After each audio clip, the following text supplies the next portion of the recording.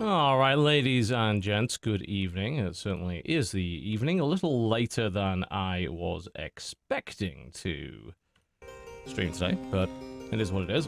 And stuck with a single monitor, so I can't even keep an eye on chat or anything. And running this game in a window on a big 4K monitor is never good. I tried it earlier. I was like, hey, let's just put in 1080p window. It's like, oh, this is tiny. So the downside, I guess, of a 4K monitor, but it is what it is. I could probably just whack in a 2560 windowed mode and that'll probably be fine. And then I can actually keep an eye on the chat and answer questions if need be. So 2560, 1440.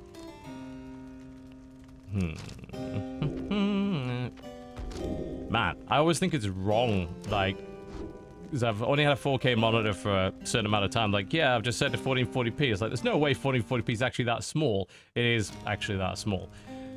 Which is incredibly bizarre. Still dealing with this stupid XSplit mouse freeze issue that we thought we sort of fix it and then it breaks again and then all sorts of crap happens. It's annoying. I'm just rearranging my window so I can see what you lot are saying. There we go. Good. Okay. Everything should be fine. VO in this game isn't important because it's literally in an indecipherable language, so everything will be in text and talking over it won't be a problem. So, without further ado, let's continue the campaign. I think I'm about an hour or two in. Yes, I named somebody Bay because I could name somebody Bay. That was in the selection of names you could pick for this character. This is Bay. Welcome to Bay. Ah, yes. We met our little drive imp after this little encounter. This is the checkpoint just before where I wrapped up last night. That, and it also means every time you play her on the field, there's a big epic announcer that goes, Bay! Which I find funny because I'm stupid.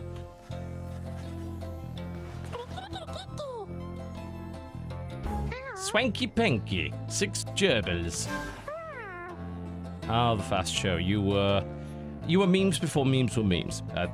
The Fast Show was a UK comedy skit show that was very repetitive. Like, it used the same format to do the same skit in a slightly different way week after week. So it was literally memes before memes on the internet existed. You just took the exact same format, swapped the setting around, and did that. If you go and watch it, you can watch the episode on YouTube. I'd only watch a few of them because you'll rapidly realize, especially in the same season, that the jokes are literally identical. They've just changed the scenarios. One of them was fake foreign weathercaster, I believe. And they just talk gibberish and occasionally slip in something weird, like, I don't know, 6 gerbils, swanky pinky, and all this stuff, which was funny the first few times, and then the show kind of got boring. But it's still far funnier than anything the internet has ever come up with since, but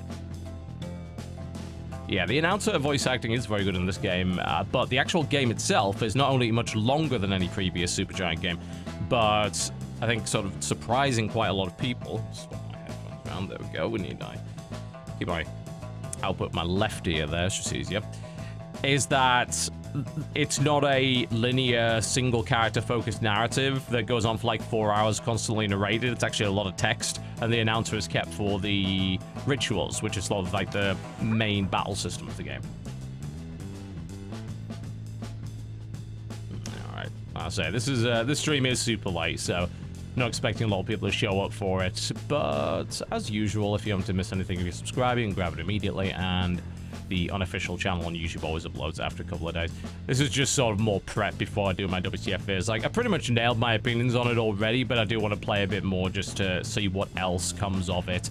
Like, if it literally does the same thing that it's been doing for the last couple of hours for the next 10, then I'll be totally fine with it.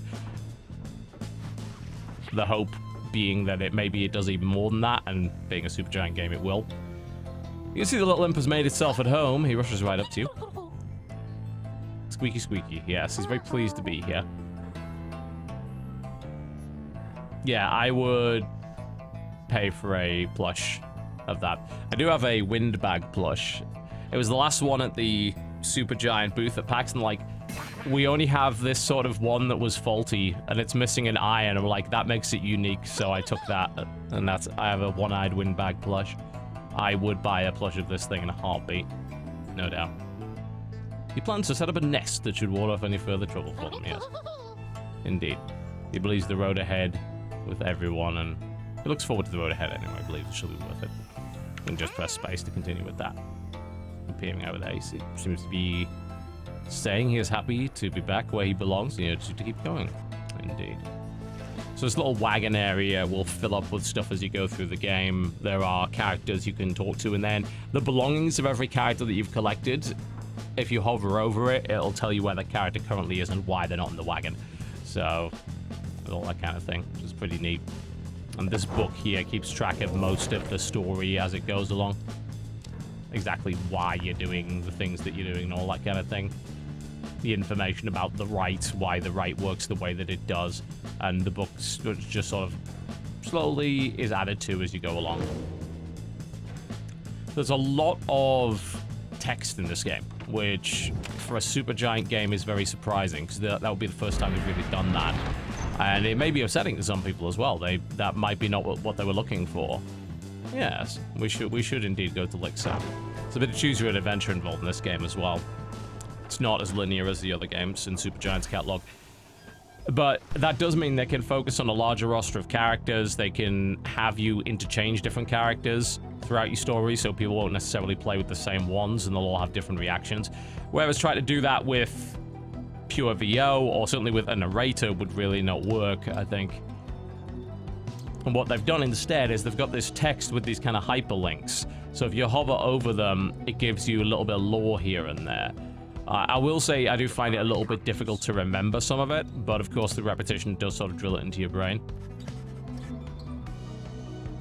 But ultimately, like, if you were looking for the same style as the last two games, this game is not that. It's a very different game from them. That's what I'll be saying in my video, no doubt. The imp is very riled up at the sight of whoever is approaching, almost in a joyous way. Ah, okay, so the name of the imp is Tizo. And as you find that kind of stuff out, they'll sort of replace the names, and there's big character bios that are full of blank pages, and you'll sort of fill them in as you go, and I believe that a lot of that stuff will change depending on what you did. Oh, and the Lone Minstrel, yeah. So he was hanging around in the wagon at the start of the game and mysteriously wandered off. Then we ran into this imp, and now he's back. We have no idea who this guy is and what he's for. But evidently the imp seems to be pretty happy about it.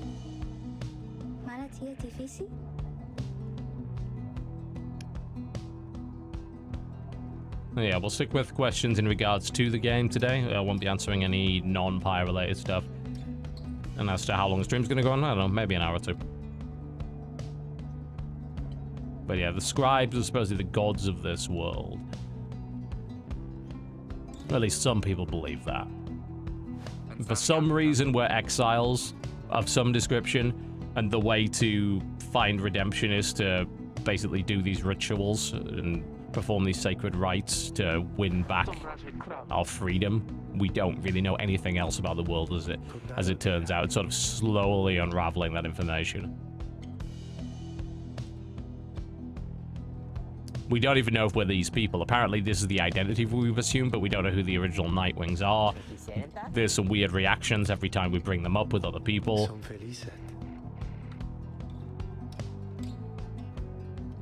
Sandalwood is apparently the informant. Yeah, I noticed that earlier.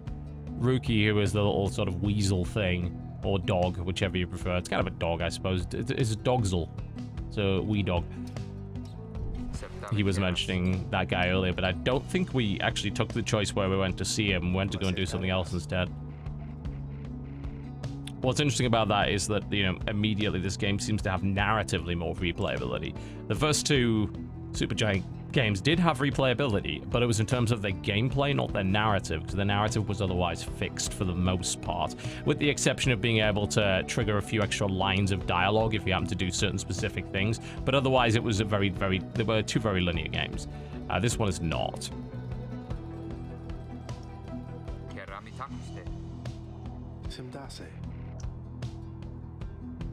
Okay, he is Tarek, apparently.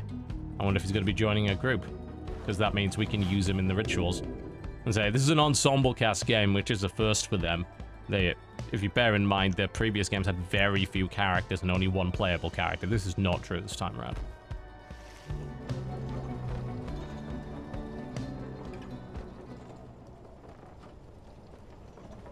I love this animation. It's just got so much style, and sometimes when they go to the next scene, it kind of hops just above the horizon and disappears. It's gorgeous. Absolutely gorgeous. The Cane of Haub. According to the stars, the next rite will soon commence here. So that's where we'll be doing the main battle. Ah, he'd like to have a word with me. So your little wagon sets up here. Looks like we have new pages. Also, the Slug Market is here. Can sell and buy things. One thing I like and one thing I hate. I mean, obviously, I love the aesthetic. This is the best book opening animation of all time. Just saying. I think maybe the thing that I dislike the most, and that's a personal preference, is that because they have changed their style of exposition, I find it harder to remember what's going on. Like, it's quite a text-heavy game compared to the previous ones that had almost no text in it at all, and I find that I have difficulty remembering a lot of this stuff. Otherwise, though, like, the battle system is extremely cool. The fact there's an ensemble cast is great. The characters are very interesting. There seems like there's a lot to learn about them. The aesthetic is mind-blowing. The soundtrack, as always, is excellent. You know, but, I mean, we look at this, and it's like, this is a full page of lore that I don't really have context for, and I'm not really going to remember. On the plus side, it doesn't seem like knowing that lore is essential to follow the story. Which is good, because, good lord, I find it difficult to keep track of. Lone Minstrel and his White Lute chronicle the journey of the Nightwings through song. Using it, you may hear a glimpse of your past experiences. Yeah. What music would I like to hear?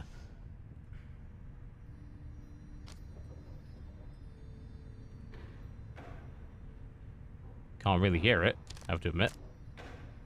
How about this one? There we go.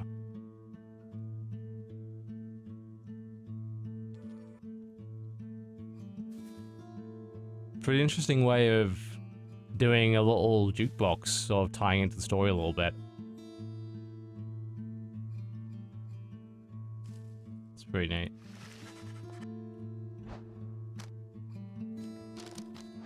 What else is in there so far? Quite a lot.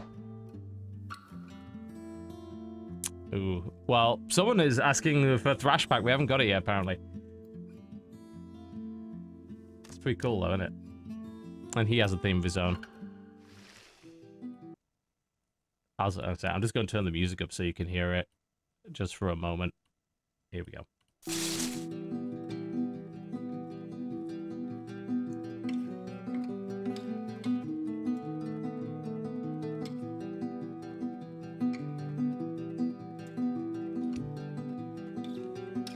Some good stuff in it.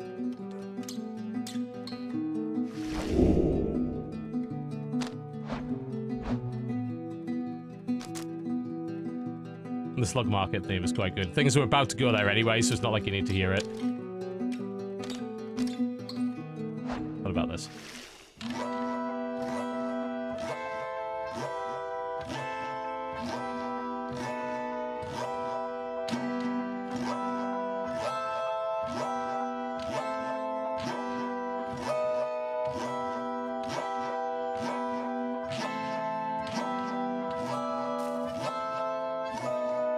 I assume you could probably listen to that while reading the book too. That would be right. It's neat.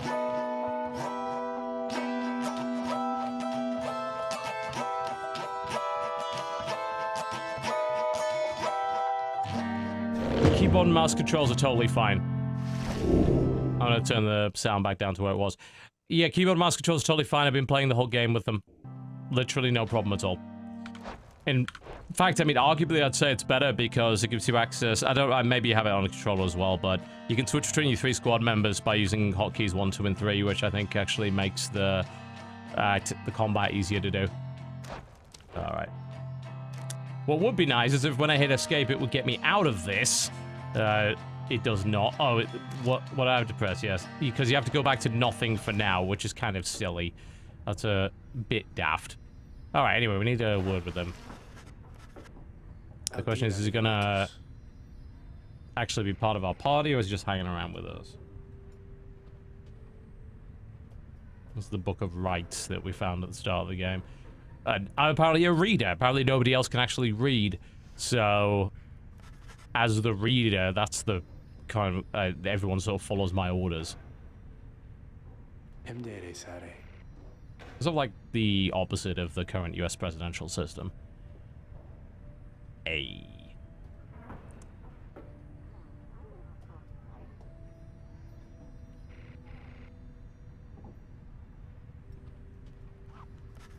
All right. Whatever that means. Okay.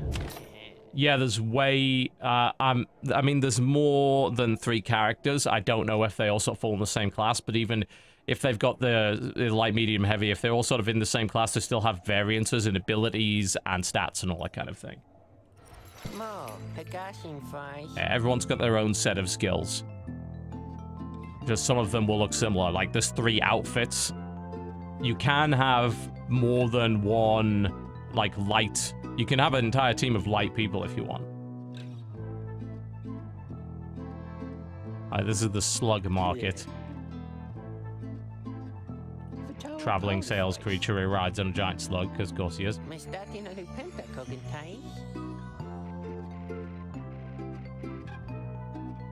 Yep, we bought this. That was a nice little item. Gave the bearer a 30% chance to return immediately after banishment, which is very powerful. A pinch of stardust, a consumable item, raises the rank of certain talismans by 1, so I can actually enhance my existing gear with this. Can't really afford most of these, admittedly, but I can get a Kerfang.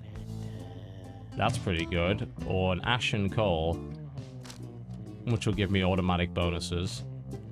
Lucrative contract. After banishing an adversary with the bearer, gains +1. Oh, that's... I mean, yeah, so if I wear one of those, I'll get extra money. Might as well pick one up. And I wonder if you can then enhance that using that dust, as it mentioned. Yeah, I'll buy that. And I'm gonna enhance... Yes, it can enhance it, but it certainly didn't enhance it by much. It's okay, it looks like you can buy more of these. I'm thinking we might get that Kerfang. Because actually, enhancing that to 3 would be pretty good.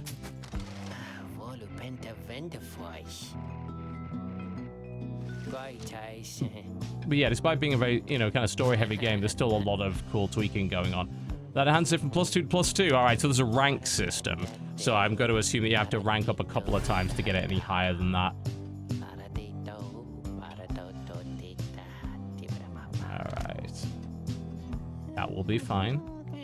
We don't have anything to sell, I'm afraid, yet. Let's have a quick look at the roster and some equipment. So who are we going to bring in? My current team is sort of running 2 lights. And she's got the Tailwind Crest. She's got Moon Crest. So I want to equip that. And I think, that's pretty powerful. I'll put the contract on here. I want some extra money. Like, it's going to slow it down a bit, but the extra cash will be good. I sort of haven't brought him back in yet, but they all have these different skills and masteries that you can get.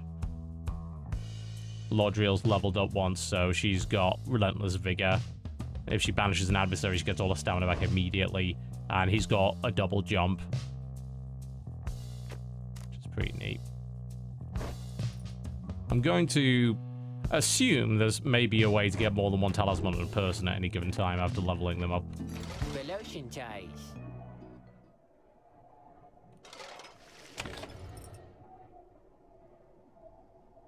Alright. So basically there's little more to do than commence the rite, which is sort of the main gameplay component of the game.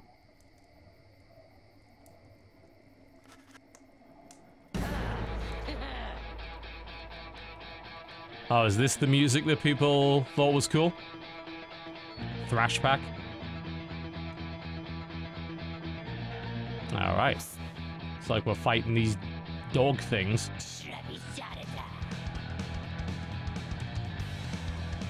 Neat. He's called Barker. Of course he is.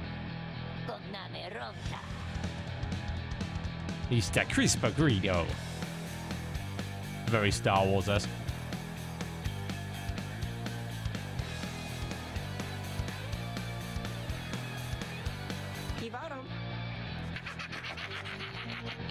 Alright, let's nail him.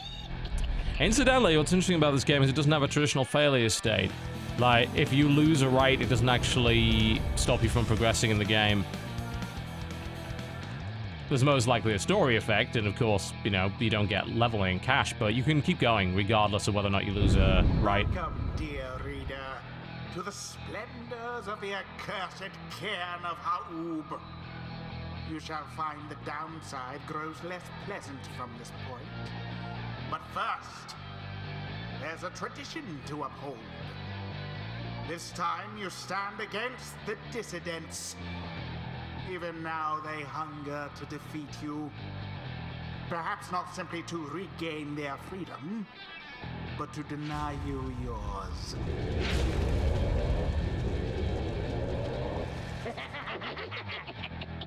All right.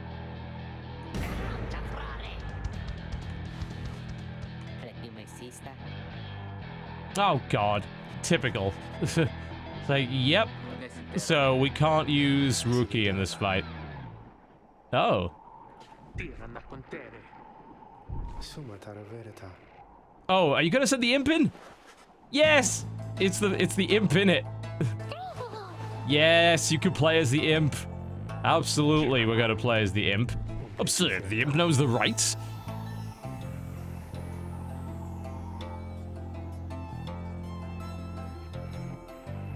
Alright, we're definitely bringing him in. I wonder what skills he has. He's tiny, look at him!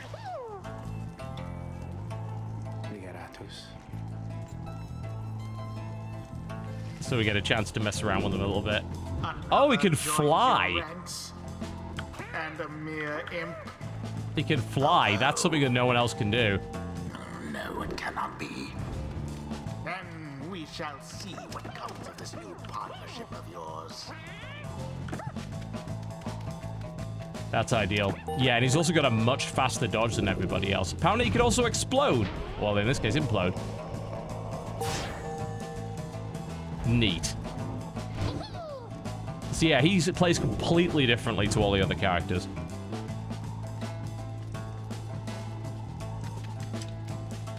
Very cool. That's lovely. He's also rather charming. So it's 3 light dudes. That's fine.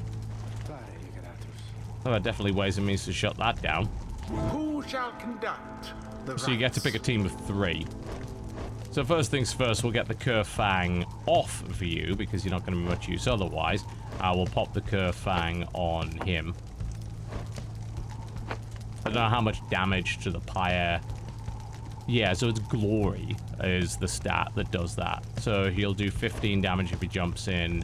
She does 20. She does 30, but she's also slow as hell. So in fact, I think in that case, we'll pop that on her instead. I wish this inventory screen was slightly better. That'll put a bit of additional damage on top of it, and then just he can have the contract on.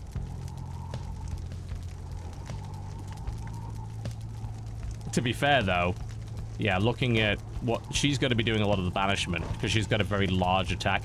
But that implosion is probably going to banish multiple characters at once, so I think it might be good on him. So we'll get an extra cash out of that. All right. Jodariel. Tizo. Everyone gets a little intro. And here we go. Bay. Yes. Very well. It is Bay.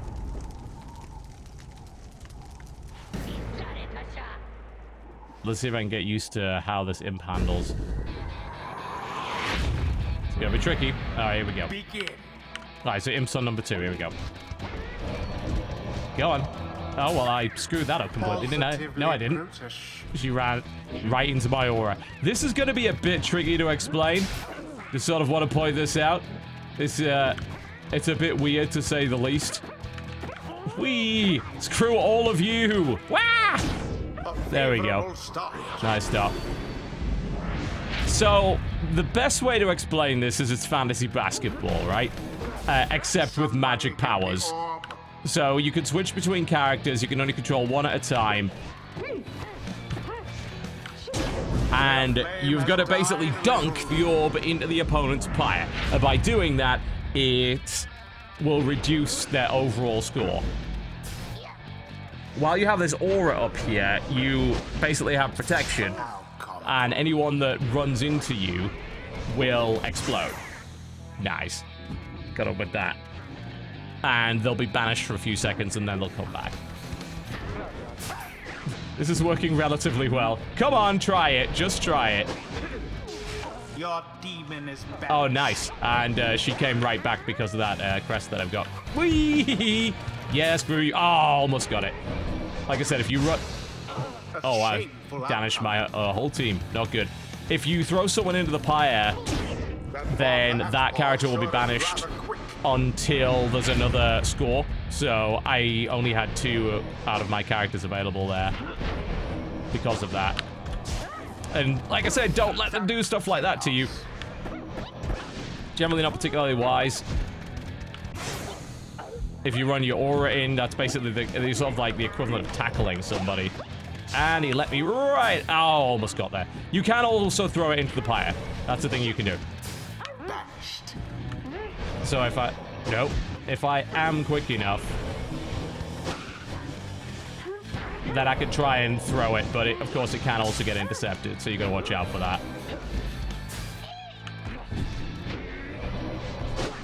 Needless to say, you don't want to be hit by that if you can avoid it. The orb is loose. But I'm getting some nice extra cash from banishing with him, so... Oh, damn. I tried to hold down my jump and it didn't work quite right. You can do stuff like power jumps and double jumps. There's a huge amount of depth in this combat system. There's just a lot of sort of learning that you need to do about it. Everybody's jump is different. Everybody's dash is different. It gets wild.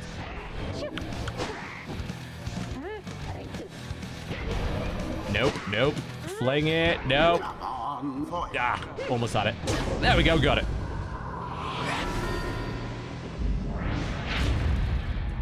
It is way more complex than it initially looks. When you have the ball, incidentally, that's an awesome ability. When you have the ball, your aura disappears. So you gotta watch out for that. In that case, I grabbed the ball, did my jump, which is a stomp, to knock the enemy back, and then ran it into the pyre. Yeah, frame drops are just Twitch being weird right now. I don't know why. Frame rate's fine here. Like, the game runs pretty much impeccably, unsurprisingly. Oh, that didn't work out well at all. Oh, he's gonna score now. Dunked it. That's fine. I get everybody back. I was trying to fly in and then do an implosion, but I screwed it up. And then, of course, you can pass the ball as well. You know, like when I said it was a sports game, I wasn't actually kidding. Threw it right past him. Nope. None of that. None of that. Ah! Juked hard. There we go. The Night Wings prevail yet again. Accomplished effortlessly, I might Nicely done. add. I believe you get a bonus for winning The right with is a done. better score and such. It's just on regular difficulty, yeah.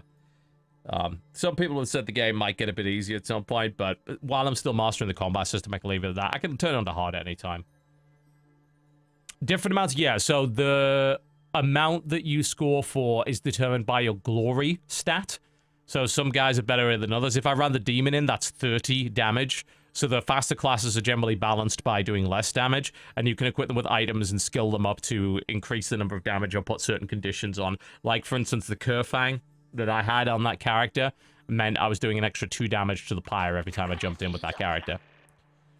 And the amount that you gain from throwing it into the pyre is different from jumping into the pyre. Because you, I believe, you don't have one of your characters on your team banished if you throw it rather than jump in, but it is trickier to throw into the pyre because the enemy can intercept it and get it back. The announcer is not the same as people know. It's the same as the other 2 Supergiant games. He's just doing a different voice, I think. But yeah, I mean, the game does definitely get harder. That was a tougher one than the previous ones. To teach something of trust. And then we gain our levels up and all that good stuff. Ah, and Bay level. In the moon-touched girl. But yeah, I think once you get really, really good at it, you can do some very advanced stuff. Like so the biggest thing weighing this game down right now for me is the fact that, yeah, while it does have multiplayer, it's local only, which is a real shame. If you could play this mode online, I think that would give the game a lot more longevity as it stands. I think they probably need to put it on the Switch at this point, you know, so that you could probably play it with 1 Joy-Con each. Would there be enough buttons? Probably. I think so. Maybe. As far as I know, the rights guy is Logan Cunningham, unless something else going on with it. All right, let's see what upgrade I can get for her then. So there's a couple of different trees that I can go down. She is the rope caller, I believe, or something to do with the rope caller. So I can. That takes away the charge time of it, and that takes away charge time of the aura. She's more of a runner, so I'm thinking heightened reflex is the way to go. Trick from the rope collar.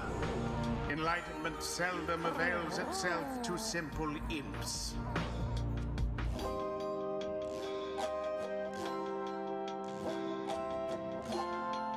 There we go. So let's see what skill trees the imp has. You can already do some really unique stuff. Elusive nature, while fluttering or zipping, they move much faster than usual. I mean, that seems great.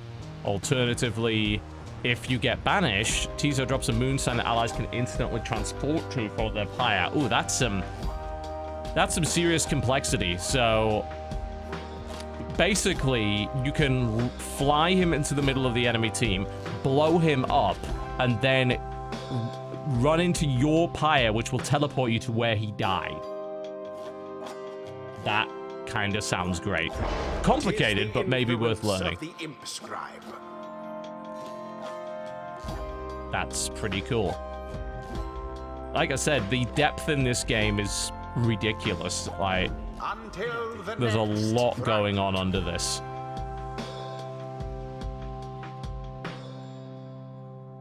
Hard difficulty may, you know, be the way.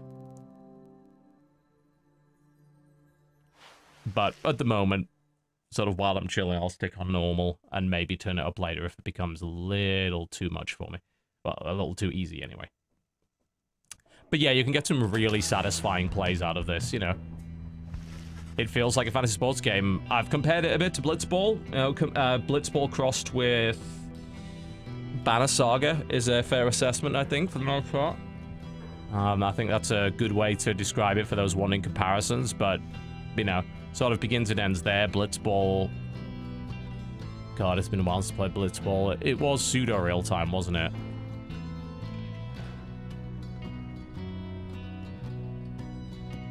The soundtrack's great.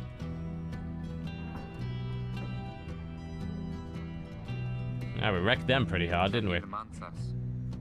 Of course, if we didn't, it would have given us different story elements, but it would have allowed us to continue on. Which I think in the context of this game is fine. Not all games need a game over. But I also disagree that all games shouldn't have a game over. Like, the people have...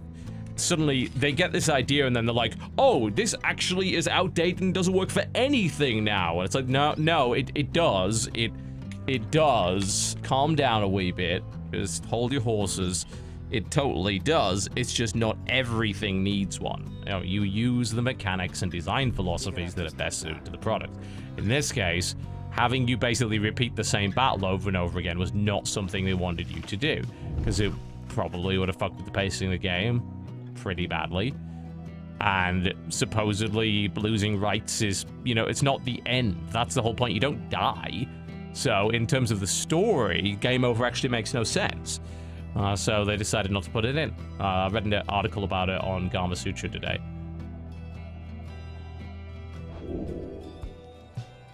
And they designed the game around that concept, you know. But it's, you know, it's not as if... some people's like, well, what's the point of playing then if there's no game over? It's like, you still want to win? Like, do you not feel the desire to win?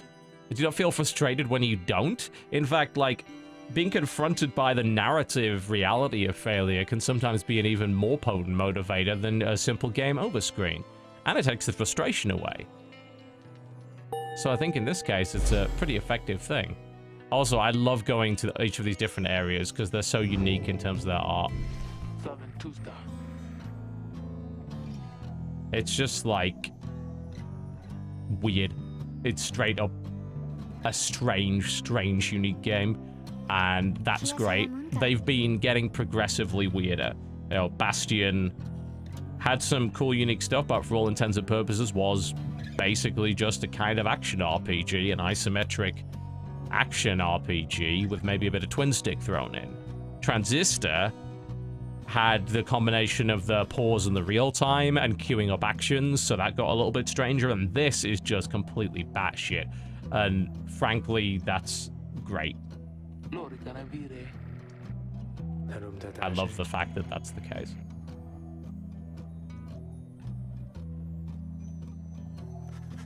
But I certainly will say that I am having difficulty keeping track of the lore. It's not impeding my ability to enjoy the game.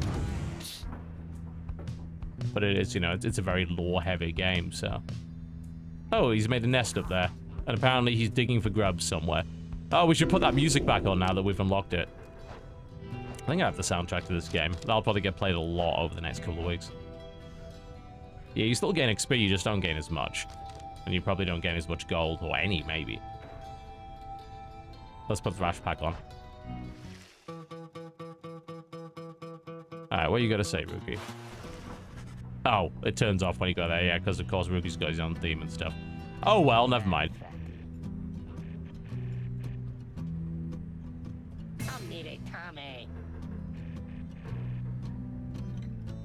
I guess Rookie owes something to Barker. Perhaps. Can help him out, maybe. It seems like there's probably some kind of companion loyalty quests and stuff that you can do. As if we'll go to the roster in a second, I'll show you all the information we don't know about each of these people.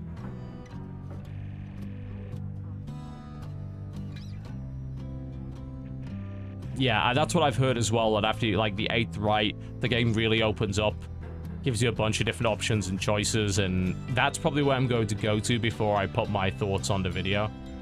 Because the game is definitely a lot longer than the others. You know, Transistor can be done in 4 hours, so of course I played the whole thing before doing my video on it. This not so much. No, this is certainly a much longer game. And to be fair, that's one of the complaints some people have leveled against Supergiant stuff, that it is quite short, even though it does have good replayability. This one is the longest thing they've ever done, by far. It's just really cool. I have no idea what to expect next in this game. And I love that. Yeah, so if we like head to Rookie, like, this is what we know about him.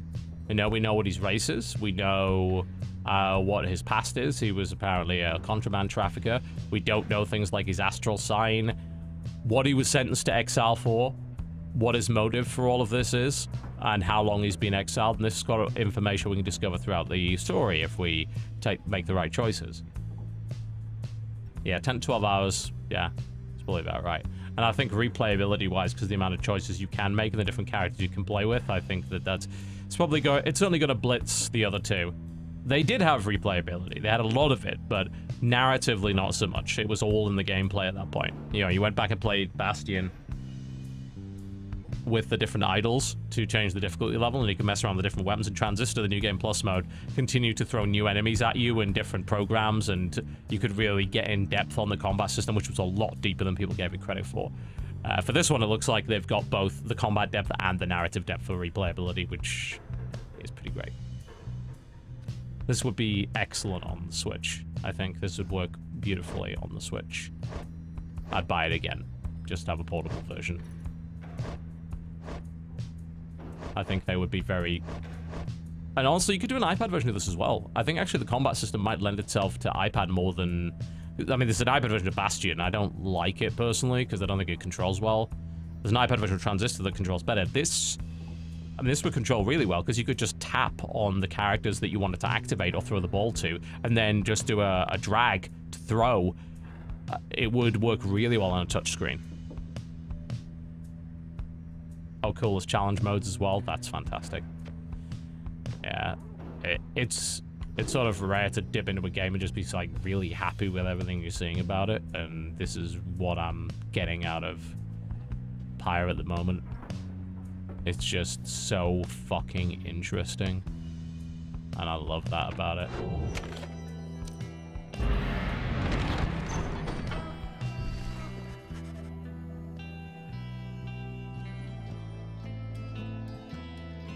Watch the spoilers in the chat, by the way. This game's only just come out, so we're certainly not going to be having any of that. Spoilers will result in timeout and ban, of course. So please don't. Watch yourself, you know. I want everyone to be able to experience this and not screw up. Okay. If the music stops every now and again, it's because I'm alt-tabbing out, because I'm currently having a discussion about a really cool event that we have coming up for you in the middle of August. I can't tell you what it is yet, I'm under NDA, but you're going to be very happy. That I can pretty much tell you for certain. Alright. Onward to the flagging hands. Oh, please do the little jump over the horizon thing. It's so cool. Yay! Oh my god, that's so fucking gorgeous. I'm hoping to sell prints of the artwork in this game. I'm looking at this room and I'm thinking, what if I just covered it in them? I have some really cool sort of retro geek posters that I put in frames and never put up. Mostly because my room has slanted... My office is on the 3rd floor of my house, and it's above the garage, so it has slanted ceilings. Which is good for sound, not so much for hanging things on the wall. But I'm looking at it, I'm thinking, I could. And I should. Alright, let's continue. I'm just taking this at a leisurely pace, if you don't mind.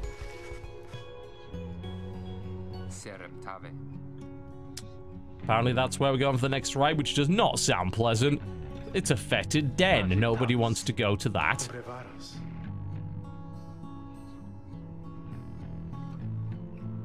I hope this game is bad so we can say it's a steaming pile of shit. Nice. No, I will come up with some more Pyre-related puns that do not involve calling it a bad game, because that would be a flagrant lie, but I appreciate the punning nonetheless. Thank you for that punishing. And yes, I did hear about the Walmart canceling SNES Classic things. That's gonna cause some real salt. I mean, it's not available for pre-order anywhere in the US yet. It still hasn't been. I will happily admit to pre-ordering mine in the UK as soon as it went up, so I have one on lock from Amazon. Ultimately, with Nintendo hardware, like, that's basic... hardware pre-ordering, trust me, is totally fine. I'm not going to condemn any of you for it, because, of course, they're limited. Pre-ordering a digital game is stupid. But pre-ordering something like that, something that you pretty much know is going to be unavailable, that's totally fair. Alright. Before you use an artifact called the Beyonder Crystal, an ancient artifact connected to the rites. What does it do? Triumph rates you are to confront you in the right shall stop and nothing to prevail against you. They're prepared for quite some time. The Beyonder Crystal may help ensure that you are well prepared in turn. It's a resource at your disposal. Gaze upon it, you shall see what I mean. Alright. Give me more interesting mechanics.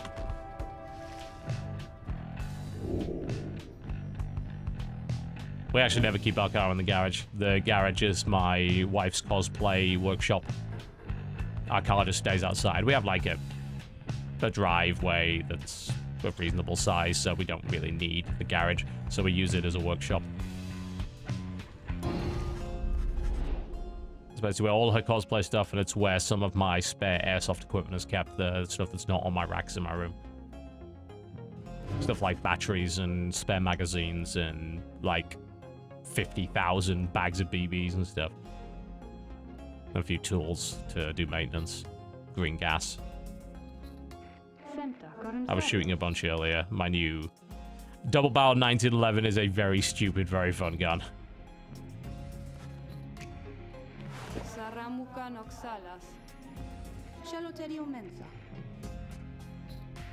Hello, Sandra. What you got for me?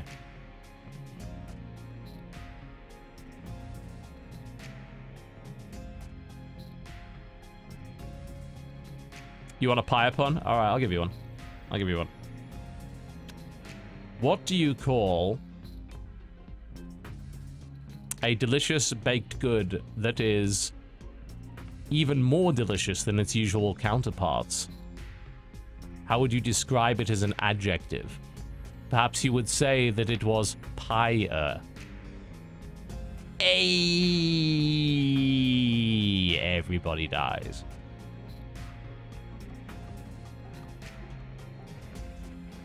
I've been really on the anti-humor lately. It's fun.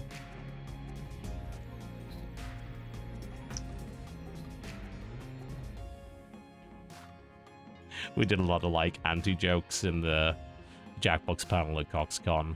It was very enjoyable. It's like, what was it? Name something that it would be odd to camp out for the night before, and the two answers were a camp and a night camp. Fuck. Oh, no. Anyway, yes, back to the game. I'm sorry, I'm not paying attention. Listen well enough to that damn voice now. I suggest listen well to me. I am bound in servitude to you along with any idiots whose freedoms haven't been intertwined with yours. I know the rights better than anyone. Scribe trials. Special challenges, custom tailored. Nice. My Beyonders, a triumvirate.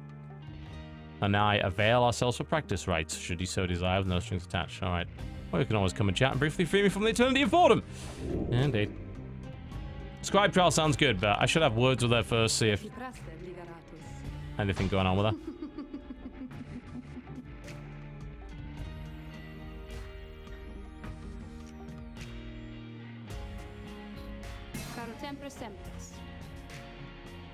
Yeah, Nightwings are meet together. Yeah, that's part of the mystery. Like, we are apparently the Nightwings, but we don't know why we're the Nightwings. We assume the identities of the Nightwings, but we're pretty sure we're not the original Nightwings. Because if we are, we can't fucking remember why we are. So, yeah, there's a lot to discover going on here.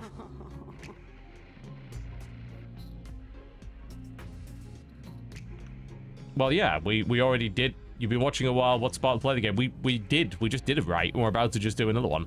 And just, like, not going through stuff very fast right now. There is a lot of text in the game.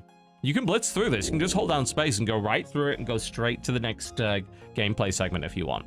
And rights aren't the only gameplay segments. There's, like, a defense minigame that you play. I've played that once. It sort of uses some of the similar mechanics, but it's mostly, like, use magic and abilities to fend off, like, hordes of, like, wild creatures and stuff. All right, well, you want some gameplay? I'll show you some gameplay. We'll do a scribe trial. You're not very nice, are you? Choose among the worthy. Worthy, yes. Well, we could do with, who's eligible for it. Just Rookie right now, okay. Alright. Equipping Rookie with a talisman from your cargo will make him stronger. I mean, I would think so. You can have the Tailwind Crest. That'll make him a little bit faster, and I'll do it. Alright, so we've got a trial involving him.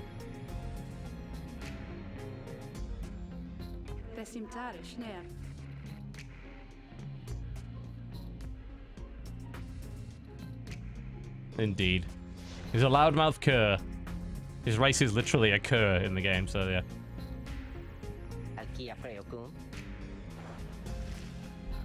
Alright, let's see what this right involves then. I'm going to assume that, you know, this is something you have to succeed in, whereas the main rights in the game are things that you do not. I guess we're just playing with him then. Huh? Your mouth runs quicker than those stubby little paws. You have much to learn if you have any intent to prevail in the rights. Let's see how you fare without the benefit of your trusted comrade, save for your lovely reader. Oh, shit. It's 3 demons. Ah! Oh, God. The AI is a lot better than I thought it was. Well, that wasn't a good start. All right, then. Let's get a... Fuck. Okay, so you've got to sort of... use your mobility. And he's down. This is much trickier than I expected it to be. All right, run into him, get it. Get it that way. Yeah, oh yeah, I do have that double jump. I keep forgetting that I have that. That's kind of important. There we go, I can knock him out with that. There we go.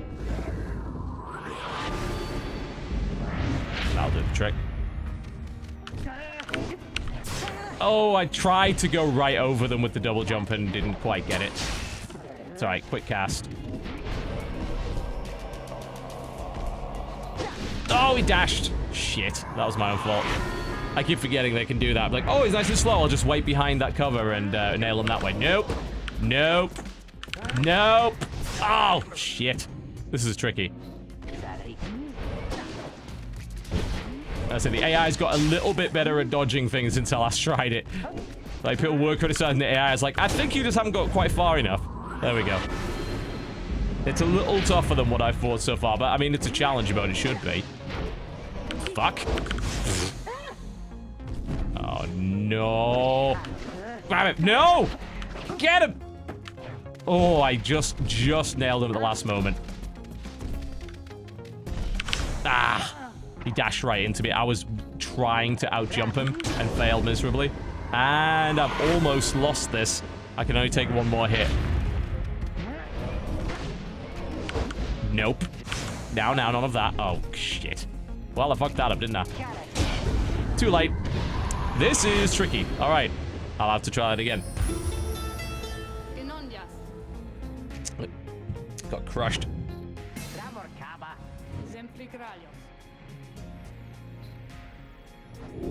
I would absolutely like to do better than that.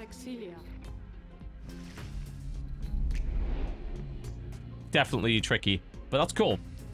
Gives you a little bit of practice with each character and lets you learn their strengths and abilities.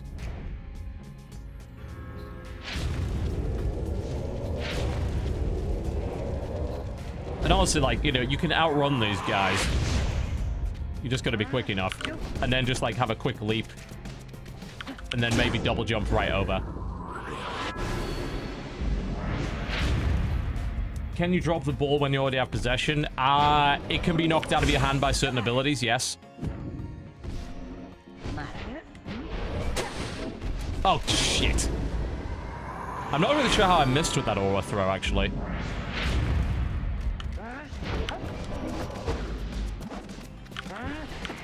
There we go. I say, this guy's very nimble. You just gotta use him properly. New hire of tier of hats. You ask fucking Twitch about that. I've been asking for 48-month or 36-month icons for ages, and they haven't implemented them. So, and we have a ton of long-term subs in here. Like, there's people who've been subbed since Justin TV in this channel. So, I want more hats. I will yell. You know what? I'll go and yell at Justin Wong on Twitter, because I yelled at him earlier for some shit.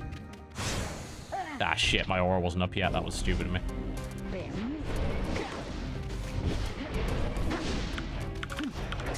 Ow! Fuck that up.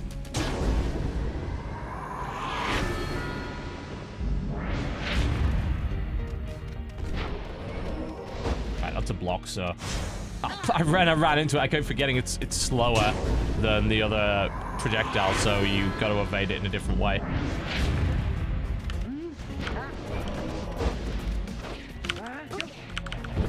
That's as you saw, like, her jump right there has a knockdown, which will knock it out of your hands.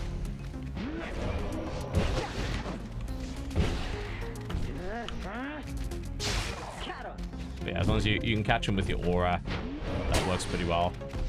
Let the aura go back up. Whoa, shit. Oh, I thought she picked it up. The AI is actually sneakier than I thought. I thought he'd picked it up, and he actually hadn't. And when, of course, you pass, your aura goes right back up again. So they passed, which caused the aura to go back up and kill me. When you have the ball, you don't have an aura. That's fucking sneaky. There's some serious depth in this system when you dig deeper and deeper, which is why it's even more of a shame that that online multiplayer isn't there and it's only local. If they add online to it, this will be... I could see this played competitively and being enjoyable to watch. Sneaky bastards. Yeah, I want to master doing that, because there's so much you could potentially do with that system. Well, tried to run right over, but they already had a sort of auras in place to nail me on that. This time, sort of learned how far they dash now. And I was like, I can throw it, but my aura doesn't recharge as fast as theirs does. So there are a few issues with that. And their aura is also bigger than mine. So I can't run into a guy that has an aura. But if they pick the ball up... Nope, none of... It's slow. And it has an area of effect. Bastards. Nope, none of that. Alright. Let's get this right this time, eh? As I say, I have double jump. Let's use it to get around them. There we go. Yeah, I mean, they've never done an online game before, so, you know, and netcode is some hard shit. So, yeah, straight over. There we go. If they could get an external company that did to implement netcode, I would be super happy. Oh, yeah. Straight over. Yeah, you can throw them the ball and then the aura goes away, I know. It's just not... With this guy, my preferred tactic is just to outmaneuver and outrun them. Because he's much faster than they are. There we go. Did it.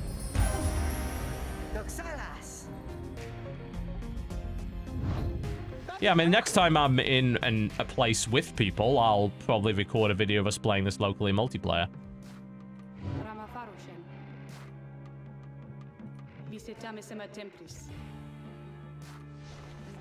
Yeah, man, I was supposed to stream this earlier today, not at, you know, 2 AM in the UK, but I came back from therapy at like 3 PM, and I just sort of decided I'd chill for a couple of hours.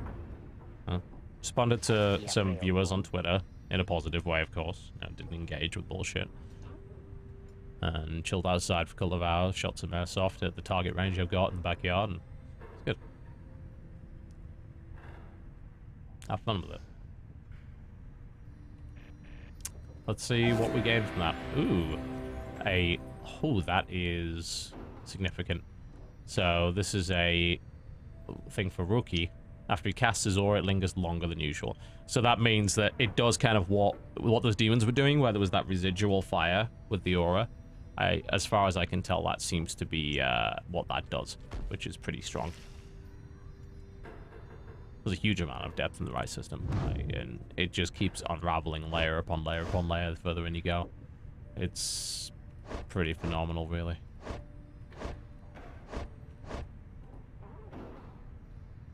I think so far this is actually Metacritic, and fucking Metacritic, this is the poorest rated of the 3 games.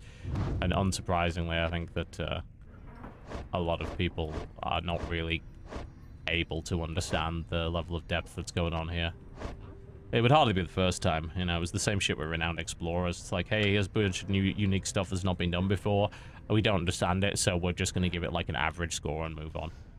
But that's why we're doing really well, and those people aren't.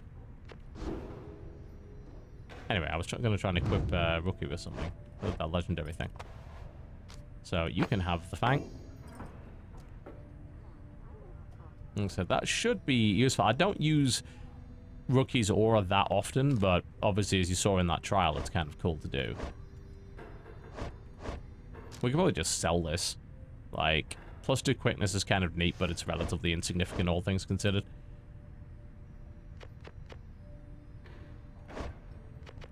Alright, cool. So we did that. Are there any more rights we can do? Probably not. Yeah, no. Okay. No, you can't put the Fang on the demon. It only works on Rook. It's a specific item for him alone. Unless I misread that. Only usable by Rookie. Yeah, there you go. Yeah, I guess each character's challenge probably gives them a unique item specific to them. Yeah, it is a fast projectile. It's a small one, though. But that lingering ability is probably going to really screw people over. You can create a barrier with that. So that'll be pretty neat. Alright, let's continue. Find out what's going on here.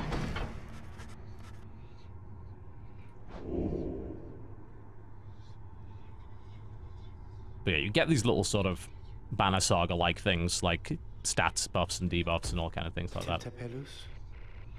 And also, as I've been going along, as I've sort of your character, the reader, also progresses, and you can make choices as to how you will take those upgrades. Some of them, like, hey, you can investigate the mysteries of the book and buff the entire party, or you can gain specific benefits or currency or items. So there's a lot you can do with it. Okay, so I have 3 choices here. You can go to Fallowfield. You can improve a talisman if you take a job here. Headwind suggests you taking the faster route will reduce your companions' loss of hope. I don't care about that. That's irrelevant. Valuable item if I take a job here. So these are the choices we have. I like the idea of improving talismans. Let's go there.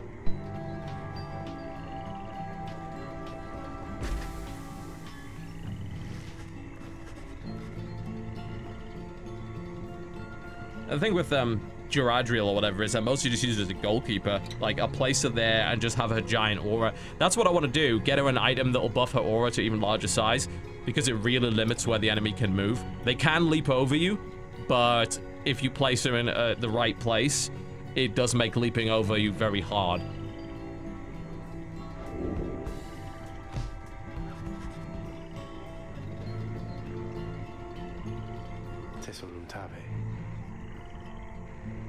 But yeah, this is basically depressing everybody. Hope is the stat that determines your respawn time in the right.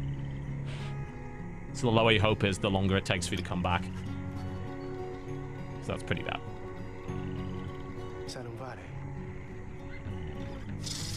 This is the bog dweller, apparently.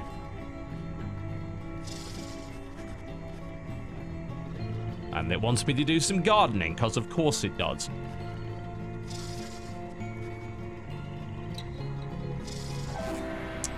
Dash Stardust, cool, that's a +2 talisman upgrade.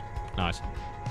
So we can go back to that talisman that we're sort of working on and maybe give it a nice little bit of boost.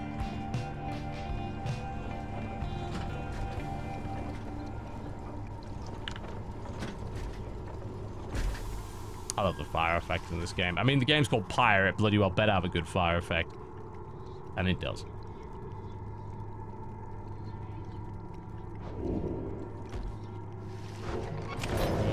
A lot of lost hope, but it is what it is. Apparently we gained some more lore. We can mess around with some items. What does Rookie have on his mind? It's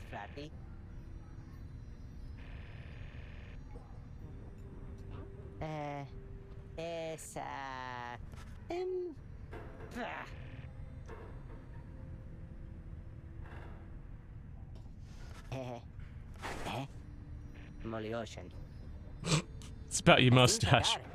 I have been getting some conflicting reports about my mustache. I'll say this, you know, their previous games, they focused on a very small cast of characters. And they've done a great job of developing that small cast, but in this one, they're developing a larger ensemble cast, and I'm already, you know, this guy in particular is charming. I love the imp, Bay's kind of fun. I think they're sort of really showing their writing chops this time. They're just doing it in a more traditional way. Which some people will have a problem with, and some people will not. I don't have a problem with it. Ultimately, you can't typecast a studio into doing the same thing time and time and time again. Like, the fact that they keep trying different things and they keep succeeding every time is what blows my mind about these guys. Alright, does it suit him? I mean, I think it does. I think he's a stylish man. Dog man. Weasel dog. I think it looks wonderful.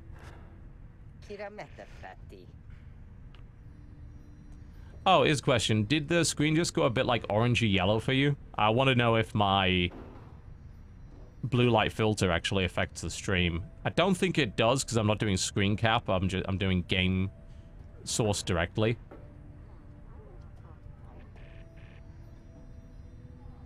He's basically the weasel, yes. He gains hope.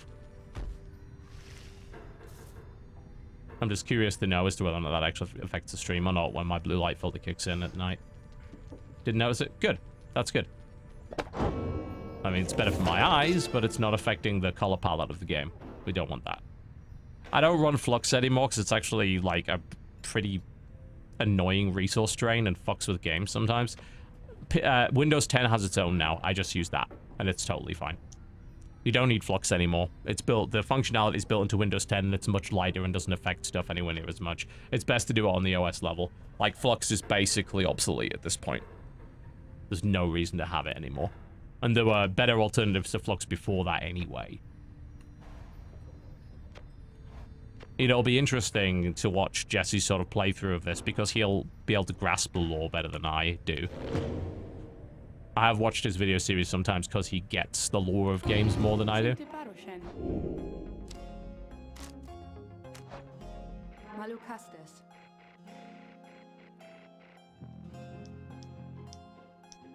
Yeah, Windows got it. I don't think it was even in the creator update because I haven't got the creator update yet. But the regular updates, put it in several patches ago. So, like I said, you don't need Flux anymore. It's a literally obsolete product.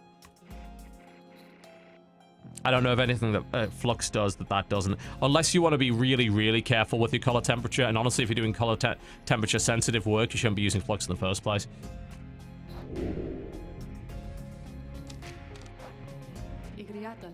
I don't know what he's doing. I kind of hope he does a series, because like I'm saying, I think he'll be a much better explainer of the lore than I can be. I'll encourage him. Let me put it that way. I'll encourage him to do a series. I also heard he disabled these YouTube comments today. Welcome to the fold. You're about 3 years late on that, but we've had Angry Joe do it this month as well. Like, I actually hope that there is a big push of that, because the more people do it, the more people will sort of feel brave and okay doing it themselves. And then we can go back to a time when videos were not covered in garbage and horrible fights underneath them. And that distracted and detracted from the video itself. And when we can have groups of people in more controlled environments that are easier to moderate and are more friendly and constructive. YouTube comments are not. Like, anything that lets you do a drive-by comment with almost no effort is going to result in a bunch of drive-by no-effort comments. Surprise fucking surprise. Alright, what do you got for me? Didn't get much cash, did I? Like, you don't get a lot of money in this game. Using that contract seems to be the only way to get it.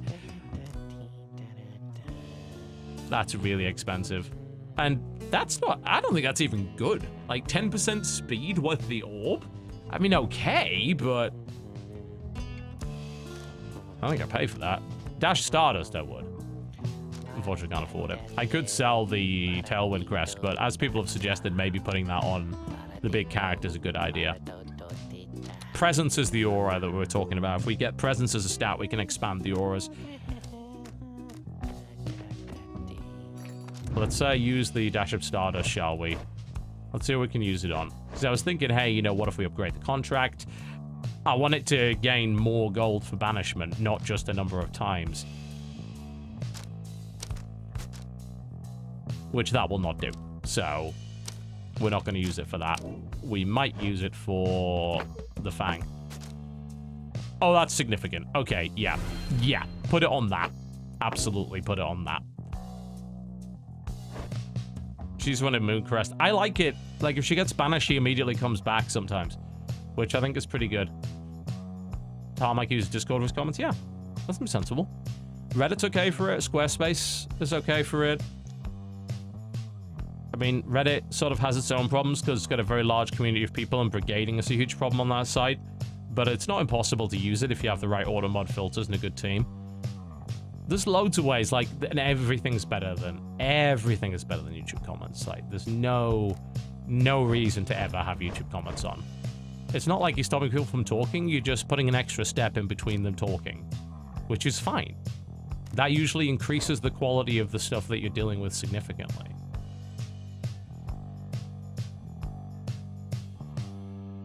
I wonder what happens if you put the Mooncrest on him. Like, I guess it's by banished as an adversary, and I guess Implosion doesn't count as that. Because if I could have him come back 30% of the time after blowing himself up, that would be really powerful. Yeah, the moderation tool's bad as well. Like, did you know that thumbing down a comment does literally nothing? That button is actually just there for show. It does nothing. You can't downvote bad comments. If you see a shitty comment, there's nothing you can do about it as a user. Nothing. So the entire thing is a giant trolling engine. And that's why the negative comments always end up at the top, because it's impossible to downvote them, but trolls will upvote them. And anything that's controversial sort of has a snowball effect in the way that it works in terms of its popularity. So that just gets sent straight to the top and there's a giant argument. It's junk. It's complete junk.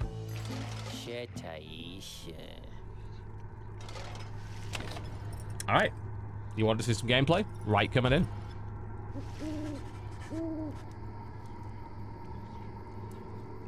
Let's see. So I've got this really cool upgrade. Oh, Tizo is pissed. What's going on with him?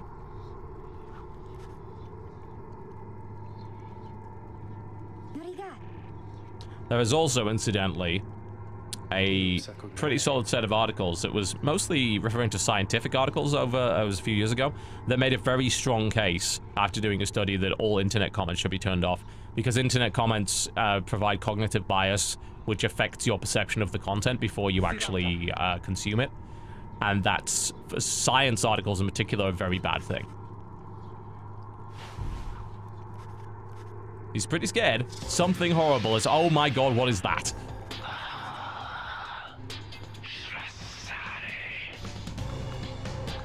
Astral Born. Alright, let's rock him. A bog crone. Serpentine creatures native to the Commonwealth Southern bogs, widely feared.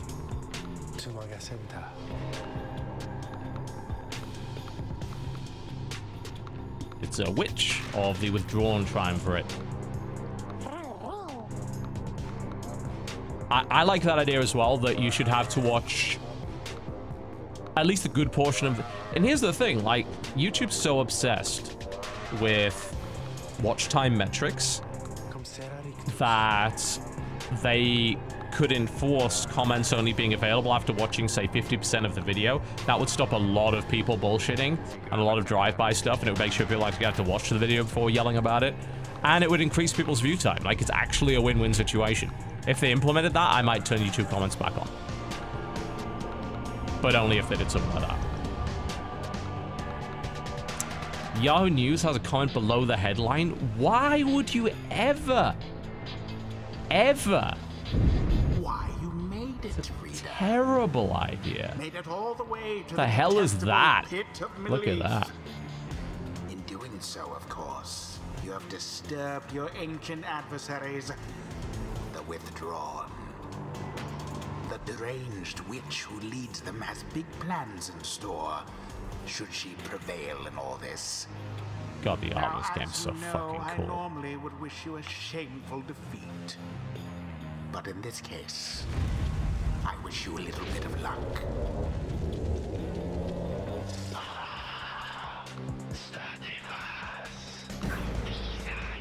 We are going to crush you. And Rookie has his really powerful ability, so we'll make sure to use that. Yishlach, whoever that is. Let's kick their asses. Very defensive. Sounds great. I can use Rookie's ability to blow them up then. I mean, we already have a well-moderated forum. We've got the official subreddit. That's what that is. Yeah, there'll be a WTFS in this game. I can pretty much guarantee it. Whether it will be... I might make it tomorrow. Like I said, I do want to get past the 8th battle, because that's apparently where the game really opens up, and then I can tap on the last few mechanics and ideas. I've got about 90% of my thoughts on this game already that are probably not going to change. This is the thing about being very mechanically orientated as a gamer. Like, finishing a game is irrelevant. Like, I don't care about how the story ends. I just care about the journey. The destination doesn't really matter much to me. Oh, interesting. There's like a pool of slime around them. Intriguing. Alright, we'll send in Rookie. We'll probably send the Imp in as well.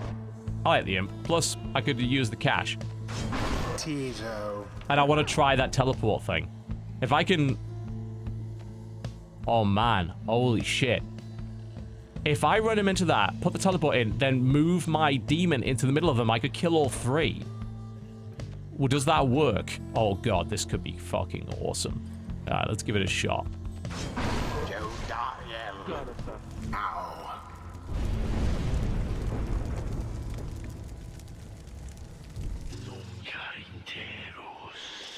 Yeah, I'm aware that there is a big mechanical, like, what the fuck coming. Now begin. Oh, I didn't go very well, did it? Bound to happen. Alright, okay, let's rock and roll.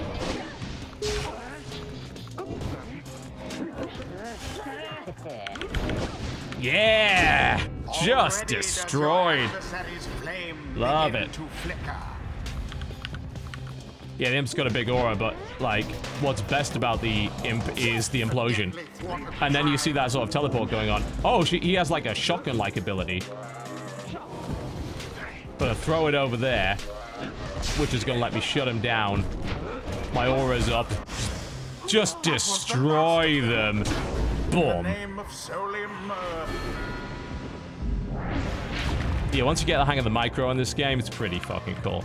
So yeah, I'm gonna do the trick here. So there's the implosion, and then what I can do is I can run. Supposedly, I can run into the pyre and use the sort of teleporter thing.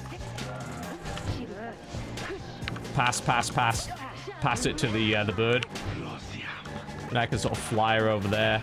Nope, ain't gonna have any of that, mate. No. Oh, was intercepted in the midair. Do the implosion. Oh shit, didn't quite get it fast enough. Oh, they got one in. It's a circle behind the pyre. Okay, right. That makes sense. Yeah, you can see how long that stays there. That's actually, like, significantly powerful. Oh, she's... Oh! Ah! Sneaky. Like, starting to come back. Yeah, I see the teleporter behind that. Come on. Did I just let him right through? No, of course not. We're not gonna have that. It's alright. It's good. Pass it to the Imp, pass it to the Imp. Oh, no, don't pass it to the Imp at all. That's a terrible idea. Throw it. Ah, too late. Okay, come on. Rock's back up. All right, shut down. Fly over. Implode.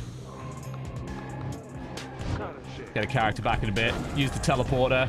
Yeah, that ability's sick once you get the hang of it. Pass it to the Imp. Go. Fly, fly, fly. Ah, too late. Just block that off. Send a big aura that way. Shut it down. Switch back to raw. Fly, fly, jump it. There we go. Evade. Up and up.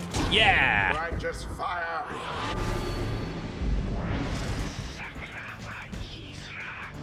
Looks like they're gonna drop something on me now.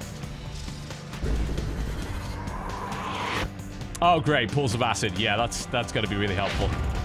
Alright, we're gonna use the Imp technique, I think. Alright, shut down. Okay, we're gonna pass the Imp. Dash, fly as far as I can. And then, after shutting her down, use the teleporter. Oh, I teleported right into their aura. That was a mistake. Whoops. Nope, you ain't having it. I am that. And then I can dash my Imp into my own teleporter. Oh, she intercepted it. Explode. Set up a new teleporter right in front of them. Wait for the respawn. It looks like you can set up multiple teleporters. Come on. My Imp is slow on the respawn, but that's fine. We dodged. Evade. Fly above it. No, screwed that up. Ah, shit. Alright, they can score now. And they did. I'm still okay. This is the road to ruin. Another banishment.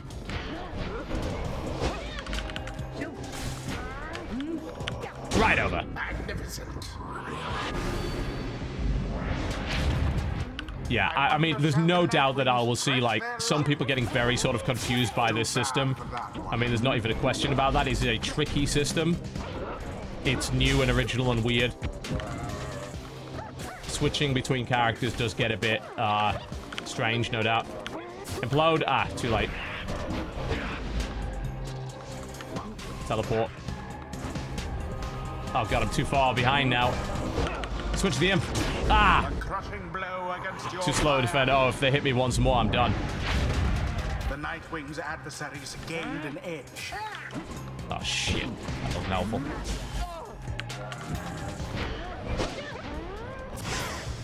Wipe him out with that.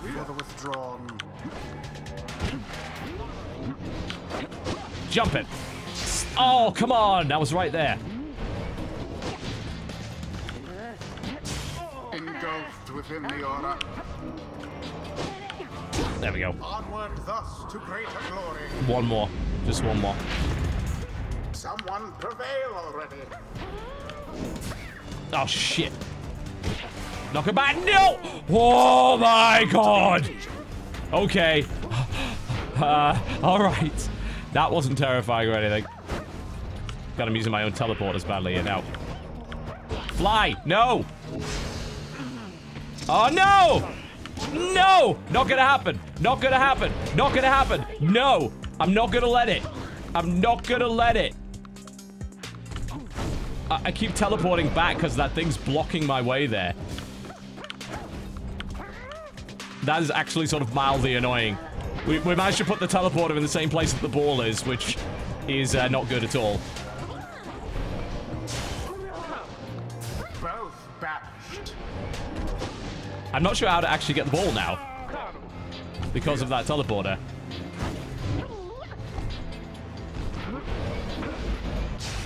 They can't get it, but neither can I.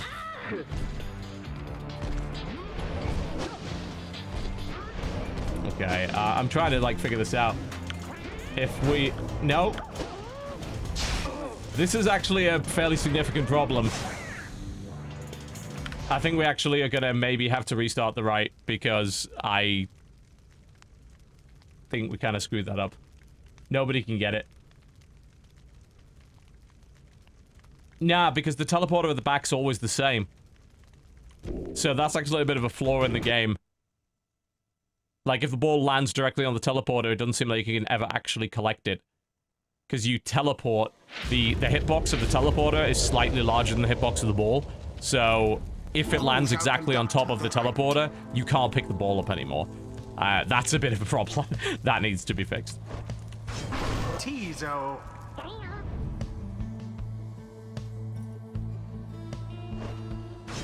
Rookie. Joe Dariel. It is done.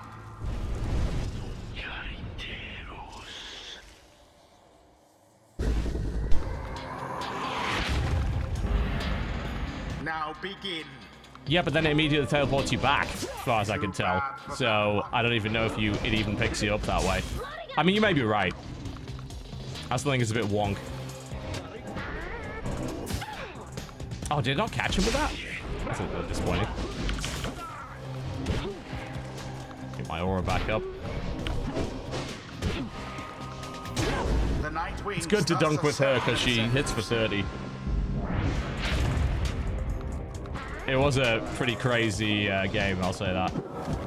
Nope! I'm not gonna let you do that, mate. Alright, let's just wreck him this time. I'm not gonna give him the chance I gave him last time. No way in a million years. And of course, if he dies there, that's still fine. An opportunity. Because we can do that. Nope. I'm gonna lose the right. And like I said, we got screwed over sort of by that little awkward mechanic. That's fine. I'm not gonna lose it in a straight up fight. Ain't gonna happen.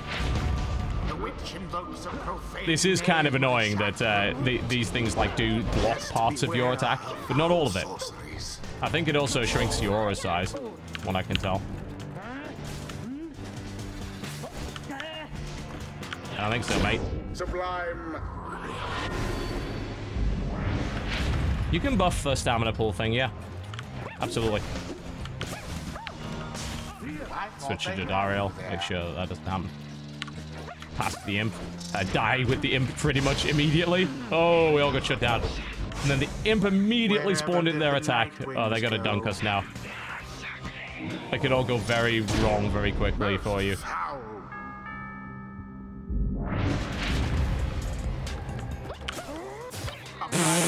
Just jump right into the acid. Ah, yeah, that was smart. Go. Just bash him out of the way with that. Nah, mate. Poor Rookie. These acid pits are annoying as hell.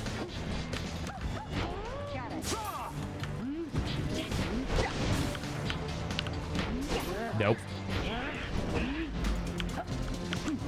Ah, close.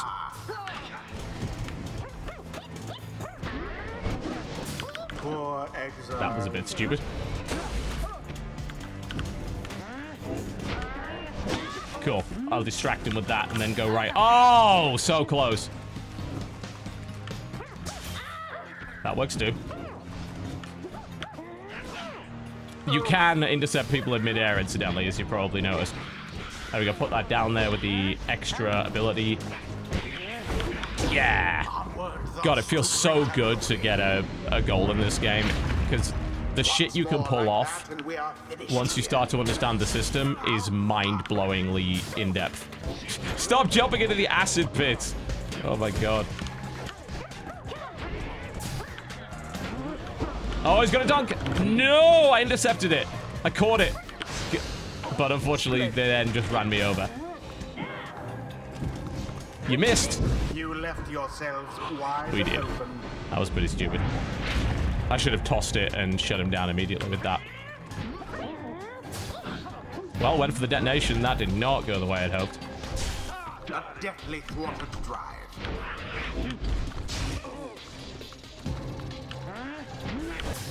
Shit. Not as intended. Not as intended.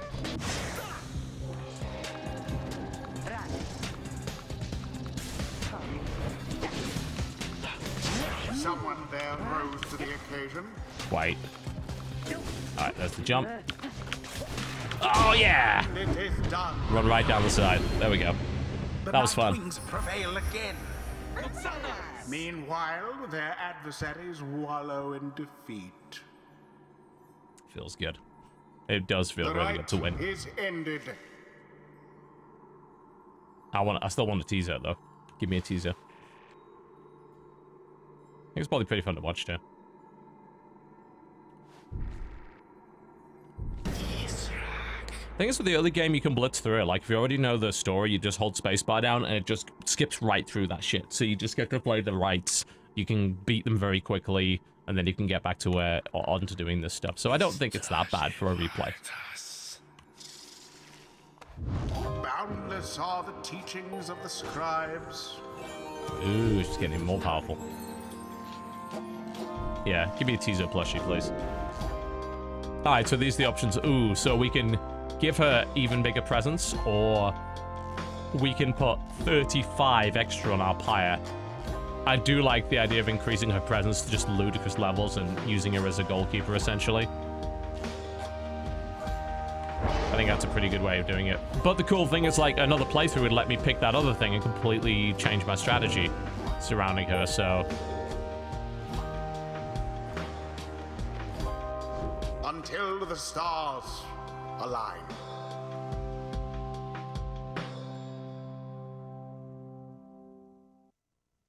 Yeah, so there isn't a proper New Game Plus mode, is what you're saying? So obviously some people have beaten the game by now. I don't know whether there is or is not. I'll check that in my research before I do my video. I would say that a proper New Game Plus mode is always a good thing to have. Not all games necessarily needed, but as people were mentioning, it's good to have a New Game Plus so you can use the modifiers you've already acquired and then just crank the difficulty up again.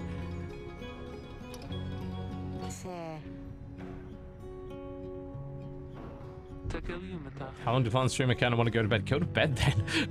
I don't know. I stream as long as I feel like I don't make those kind of plans. Yeah, no game plus. But you do get the modifiers just like in Bastion shrines. Okay, which is fair. An option to sort of like maybe skip the start of it would probably be good. Like I say, you can just hold the spacebar down and skip through that stuff quicker, but it would be good. I'm hoping you don't have to do the tutorial again. That would kind of be stupid. You call the reader because you're the only one there that can read. Basically, you read the Book of Rites. That's the only reason the outcasts can perform the rites, because you're there to read the book for them, basically. And that's who your character is. You were picked up in the desert. You don't really know a lot about yourself, and they brought you along, discovered you could read, and then they're sort of using your power, and you kind of command them using the Book of Rites to be able to complete these rites and eventually apparently gain their freedom from exile. How exactly that works, we don't really know yet. You find Bay and Lone Minstrel. Yes, you don't have to name a Bay. It's just one of like, there's about 30 or so different naming options, and they're all voiced. So every new character you come across whose name is not already in the game, you can actually select one from a predefined list and it'll be narrated. It's pretty cool. Apparently, the ability to read is extremely rare in this setting, which is hilarious because the game has a lot of text in it. But hey, little narrative distance, howdy do. Tizo's happy to oblige the Lone Minstrel. Tizo's awesome. Now let's find our next destination. It's like you divine your destination through the stars, which is kind of strange. That's where we currently are. Question is, where is our next location? We can't go there yet, apparently. Where is the one that we can go to? Maybe up here? Yeah. Yeah, I'm interested to know how this expands out. I imagine once we reach a certain point, that will probably do just that.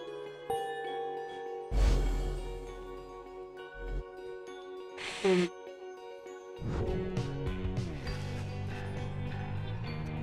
Sea of Solace. An impossibly oceanic expanse marked by crudely islets through the drowned sea. I mean, I'll say, like, Supergiant do miss out on not making anywhere near enough merch for their games. Like, and the art quality is so good that you could have almost all of this game just in prints and sell them all. You can pick others, yeah.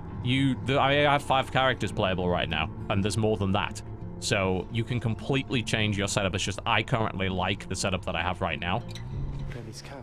So you can play any kind of style with any sort of team. There's mild limitations. Sometimes in a story-based encounter, one of the characters won't want to be involved. But for the most part, you don't need it. That's not a factor. Oh, the other teams? They're determined by the story. Big Bertrude's a small bog dweller outpost on the edge of the sea. I can't wait to see what's going on with that. Yeah, all the triumvirates are predetermined to the best of my knowledge. If you want to play against other teams, you've got to, like, play in the versus mode. Which, like I say, is a little limited. I'm going to assume versus mode is not AI. It's just multiplayer. Oh, there's a sandbox mode. Oh, okay, so you can play against AI in that mode. All right, that's a selling point. It's good. Yeah, what you got, mate? I'll listen to you. Versus mode has AI. That's great. That's good.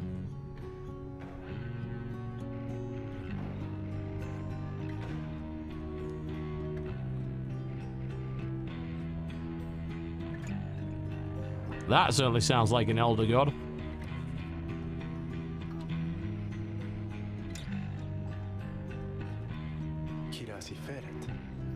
Greater Titans, colossal monsters that once roamed the downside. And that was the scariest one. Okay.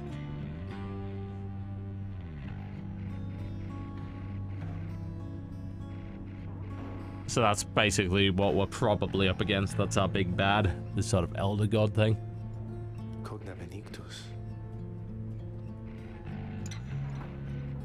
I mean, I think the story's very good. It's just, I mean, that's very subjective. It depends on how you're, you know, if you're okay with the story being delivered pretty much entirely through text, for the most part, then that's fine. If you're not, you may find this game disappointing compared to their previous work. But simultaneously, the story is now, as a result, far more complex and can include more characters because it's not reliant so purely on that linear narrative technique that they used.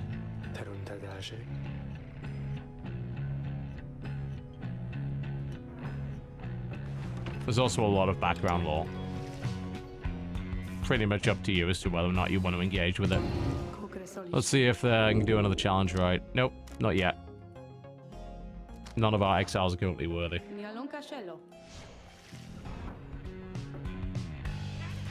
Jeez, I was asleep. I should probably not bother him. If I click it repeatedly, can I wake him up? No. He's apparently pretty fast asleep. I don't know, like, it's just a very different way of delivering narrative. It's like saying, well, Planescape Torment had a lot of text in it, so that can't be, like, good plot. Well, actually, it's, you know, it's an incredible plot. It's just not what we're used to from these guys. Which is gonna bother some people. It doesn't bother me. I don't think a studio should be pigeonholed that way. I don't think that's fair. Practice rights, I don't believe give experience now. I don't think you can grind those.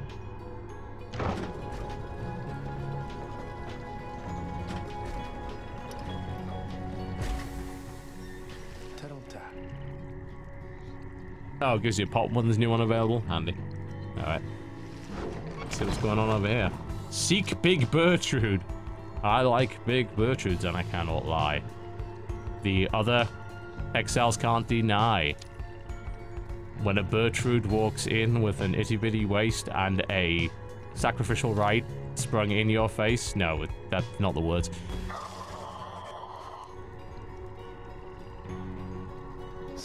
If that's Big Bertrude, I'm very disappointed.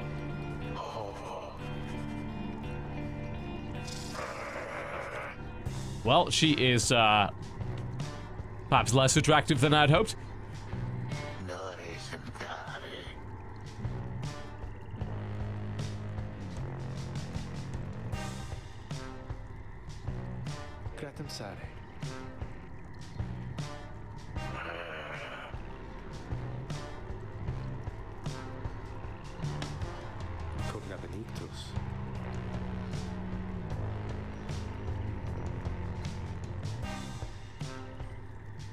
So we're going to some sort of forest at some point.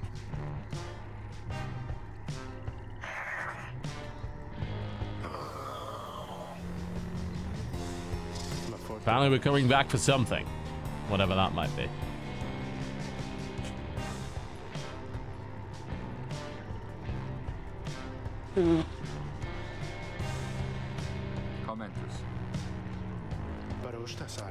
That seems like a terrible idea.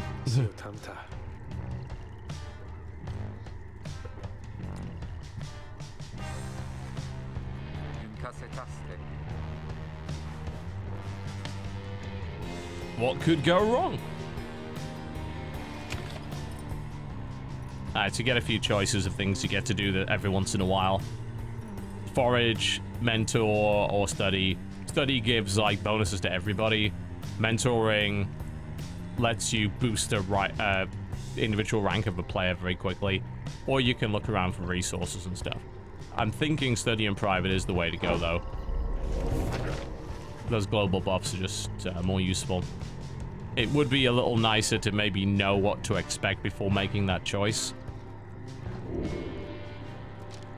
I think as far as I can tell, it seems like it's like +1 across everything. Okay, like ranked, I can go rank 2 in celerity. Once you master the other bit, you can increase glory, so I'm gonna get +1s quickness for everybody. There we go. All Nightwings have +2 quickness, which for the larger demon is a pretty big deal. That's like a 25% increase in speed at that point.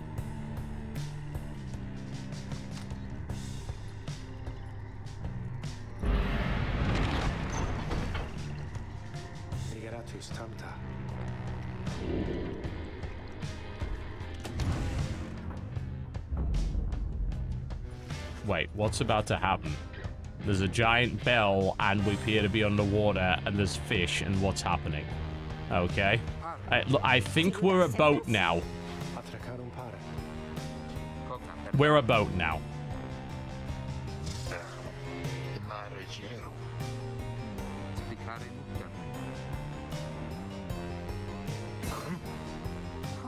I can't wait to see where this goes.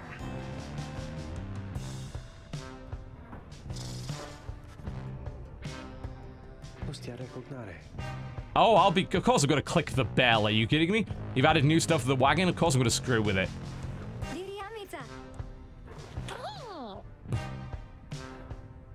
Yes, let's go to sea. What could go wrong?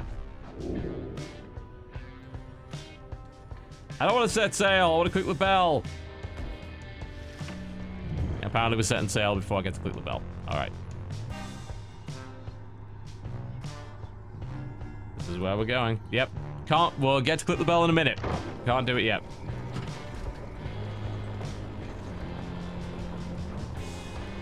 Into the ocean we go. We now a boat.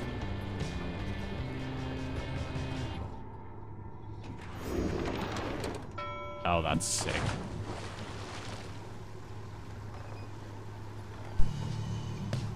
This game's like a lot more whimsical than the previous ones. Like, there was always elements of humor in both, but this has a lot lighter tone than the other two. Transistor was frankly depressing, and Bastion was like, everybody's dead, and you might also be. So that was a bit depressing. This one, not so much. This is sort of a more... I'm getting the kind of journey to the west sort of vibe from this.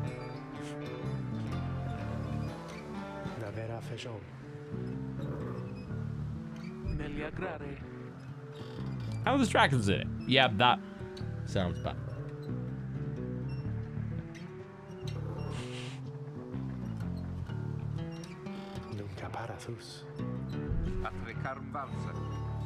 Oh god, the next right is in the middle of the sea? Oh Jesus, how's that gonna work? Alright, to Outer Solace by the looks of it.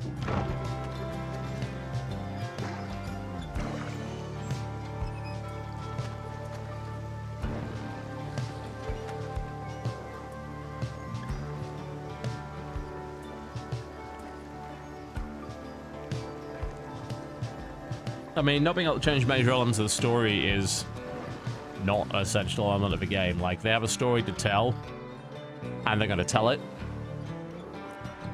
What you do around that is up to you.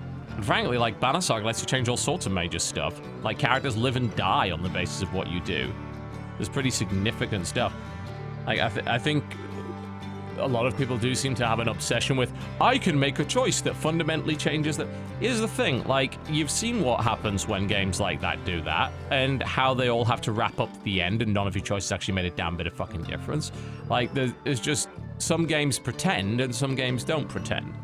Like, a game like Mass Effect fucking pretends, you know? The whole thing, the way the whole thing wrapped up, made it blatantly clear that nothing you did mattered at all, and you couldn't change the major events of anything. Even the stuff that you did change ended up not mattering at all. So, there's some games that just don't play the facade, and I actually appreciate it when games don't try to deceive you like that.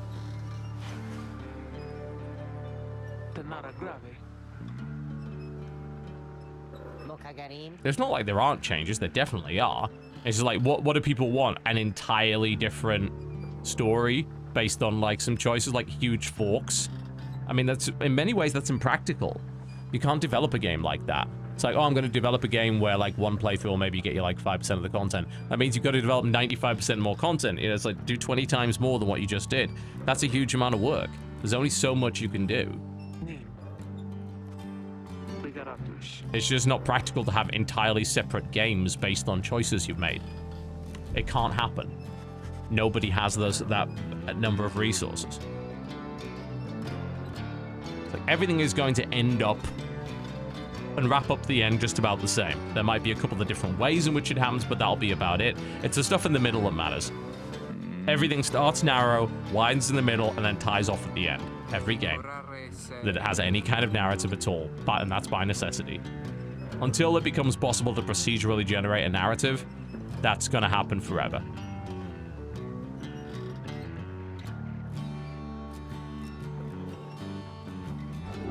And don't get me started on games that just, like, wait for you. It's like, oh, all these events are happening around you that are earth-shattering and really important, but we'll wait for you to spend 50 minutes collecting 10 fucking mud crab hides. Yeah, sure.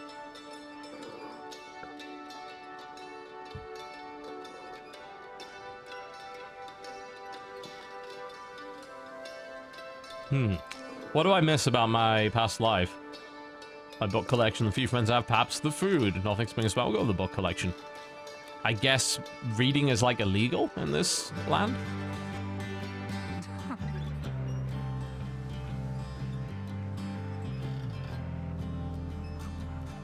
Yeah, you do get to define your character to a certain extent. Well, it's fine. I never bring Hedward along anyway, so it's not really a big deal. He's seasick, so he can't play. Just don't take away my fucking imp and I'll be fine. Onward we go.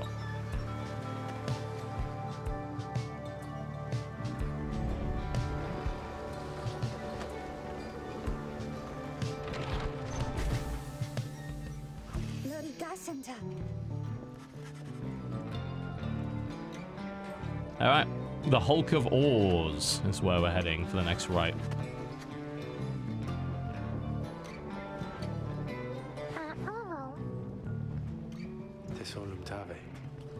He can chill. Alright, where are we going? It's a good question. Where should we go? Oh, the Underking Pass or the Fathomless Trench? Tizo wants to fish for something tasty. Screw blessing, we're getting fish. If the imp's gonna tell me to do something, we're gonna follow exactly what the imp tells me to do. That's the reality of it. The imp is boss now. I don't care about Bay. Bay can sod off.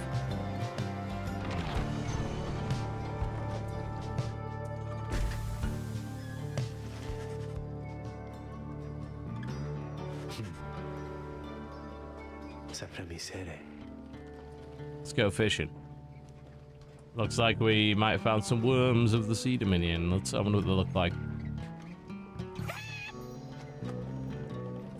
Tizo appears to have spotted something tasty.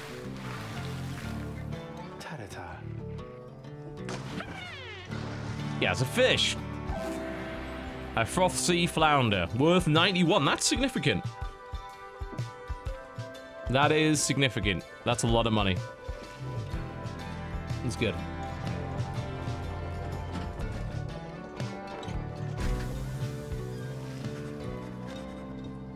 Hulk of Oars.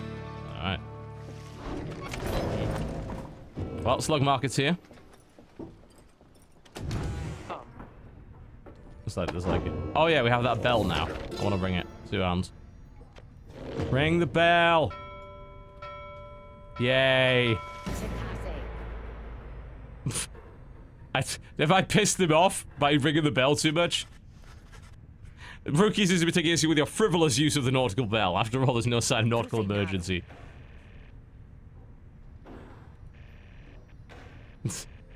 He's very pissed off.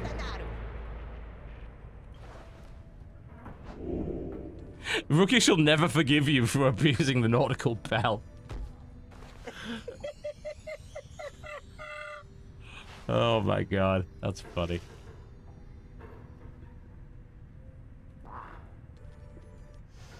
Abuse it again.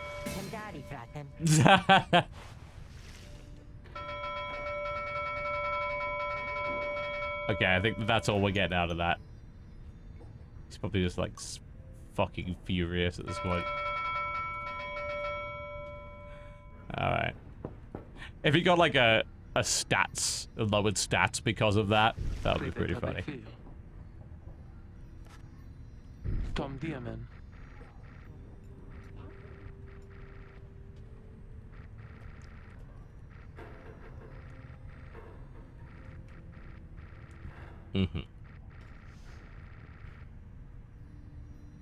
Rugi just murders you in his sleep and that ends the game. It's permanent fail state.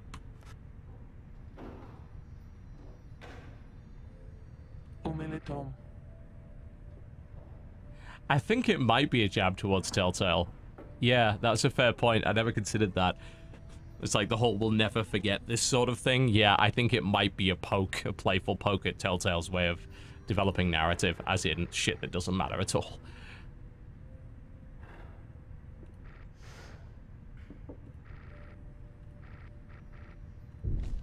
All right, then. That is fine by me. We're about to do the next rite. I'm going to take a very brief break before I do that.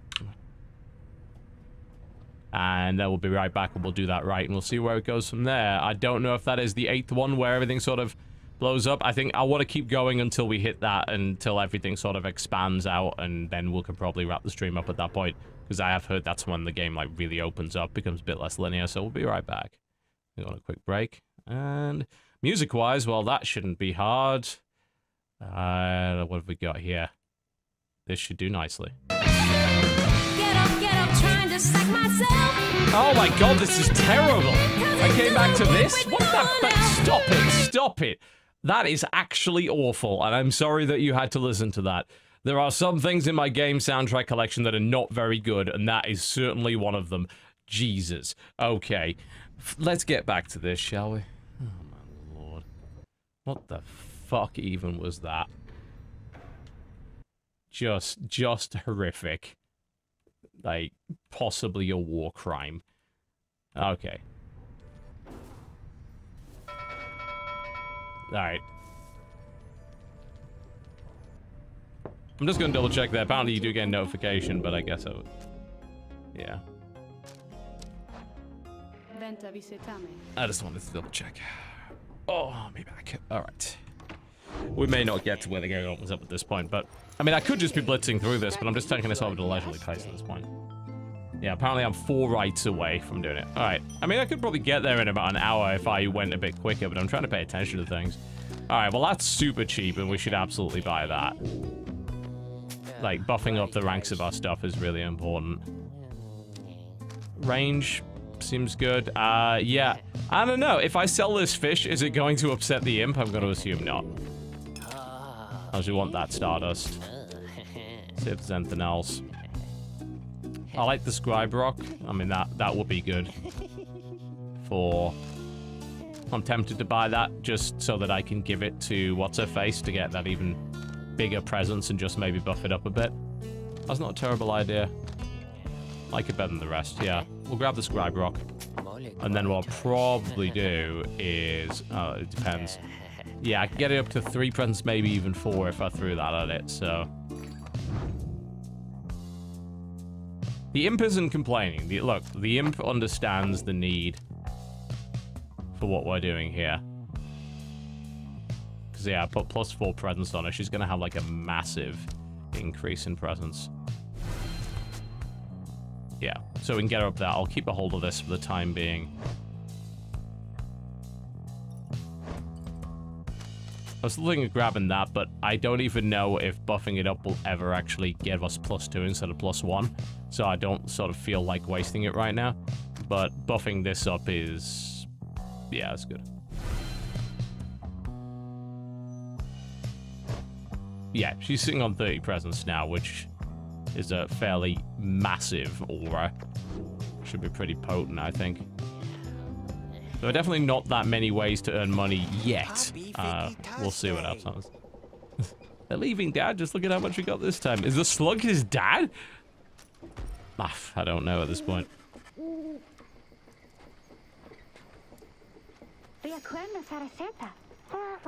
Sell me the fucking imp.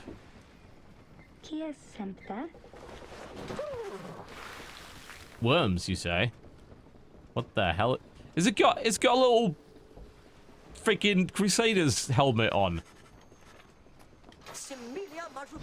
What in the actual shit?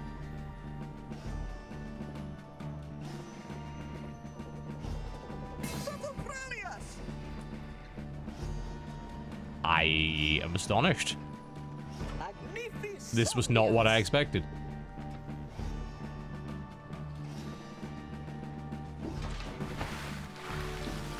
Please tell me we can get a worm character.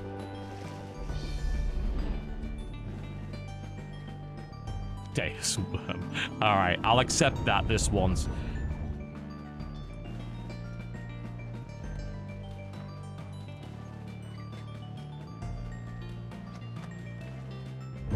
Relentless, aren't we, reader? Oh, indeed. And I have that Even giant the presence vastness of aura the that's going to sea screw was with not people. enough to thwart your coming here unto the hulk of Horus. You would be wise not to underestimate your adversaries here, despite their pitiable look. Memes in general are basically outlawed because almost none of them are funny, but hey. These rites are but another war to them. Repeating the same shit over and over again doesn't make it funnier, it makes it less funny. Which means pretty much everything on the internet has already been run into the ground. There is one exception I will allow, which is Star Wars prequel memes and quotes. Those are okay. Everything else can go fuck off. Especially anime-related memes, especially those. We'll have no weebs here, thank you very much.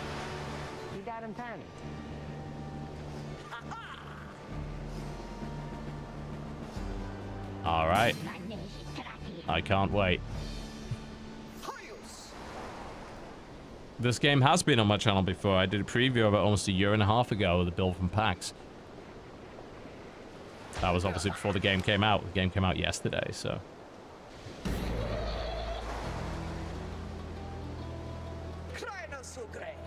This knight hereby presents you to the great Sir Deluge, a noble visage is it not.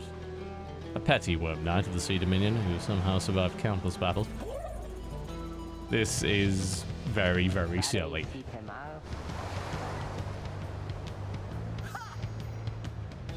All knights of the Sea Dominion can swim.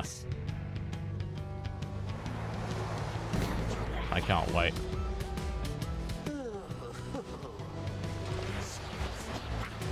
Bring it. Bring it.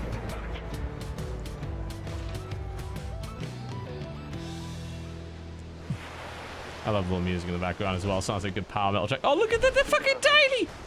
They're tiny. They'll be probably slippery bastards, I would imagine. Now, let us get started. Indeed. Look at the massive presence aura that she has here. Yeah, that's what I'm talking about. Good luck getting past that. Roki and... Yeah, I'll say, I like this setup. I'm rolling with it for the time being. Now... Yeah, we worked quite hard on our remotes and stole a good amount of them from the Co-optional Animated. Which is sort of a benefit of the fact that we pay Co-optional Animated like $400 an episode or something. So, that's what we give on Patreon, which is basically about what those videos make in ad revenue, because even though they get a lot of views, really short animation videos don't make a lot of ad rev or red rev. So, basically, the show's sort of a break-even on the channel. Doesn't really make us any money because we basically give all of that money to the animator, but that's entirely fine. And then the rest of, because those animations are great and we'd happily support him to make them. And obviously, like, the Patreon donors give to him as well, and Jesse and Dodger also give him money too. So I believe like we pay like half of his salary and the rest of it's paid for by Patreon donors. Pyre hearts, be ready. Yes. Tiny little bastards. Yeah, they are a good promo for the show. That's sort of why, like, we're basically paying for marketing at that point. God, they're fast little bastards, aren't they? But I ain't having any of that shit, thank you very much. Sure, I don't think so. Nope, I don't think so. The path to glory laid bare. Goose is a great emote. I will admit I'm extremely happy with the goose emote. Fuck that up, didn't I? Nah, mate. Just ram him into the ground. Here you go, have it. And then murder you with it. That's the technique. You toss it at them, and then you just kill them. Like that. Nope. Oh, he threw me over. Oh, switch to the imp. Ah, I was too slow. Both triumvirates are equally as close. Oh, missed him. They are very evasive. I was able to knock it out of them. Nope. There you go. They are definitely pretty quick. No, I don't think so. Knocked it out of the air. I'll say you can really do that, and it's pretty cool when you pull it off. You can just basically punch them with it. Toss it and implode and wipe. I was trying to wipe two of them out. Almost did. Oh, you just try it. See what happens, mate. There we go. Just ram him down with that character. He's pretty effective at that. and then I can use... Yeah, oh, try it. Just try and get close. Come on, come on. Just jump in. See what happens. See what happens. That is a very effective method. I don't think so. Basically use her as a direct defender. You can't get close because my presence is too high. You just have her sit right there. The deluge is banished.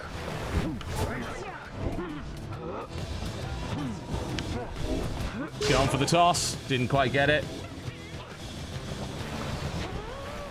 Nope. Wait, that missed?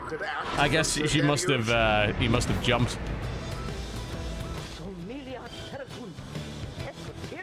Yeah, you could farm cash that way, actually. Yeah, if we gave her that. They're pissed. They're fighting each other. That's amusing. All right. There seems to be dissension in your adversaries' ranks. It is little wonder these fool worm knights are no longer fit to serve the Commonwealth. Toss it in. There we go. The orb into the flame. Does YouTube pay you per second on ad runs, or does a viewer have to watch the whole thing? If you skip an ad, we make nothing. Simple as that.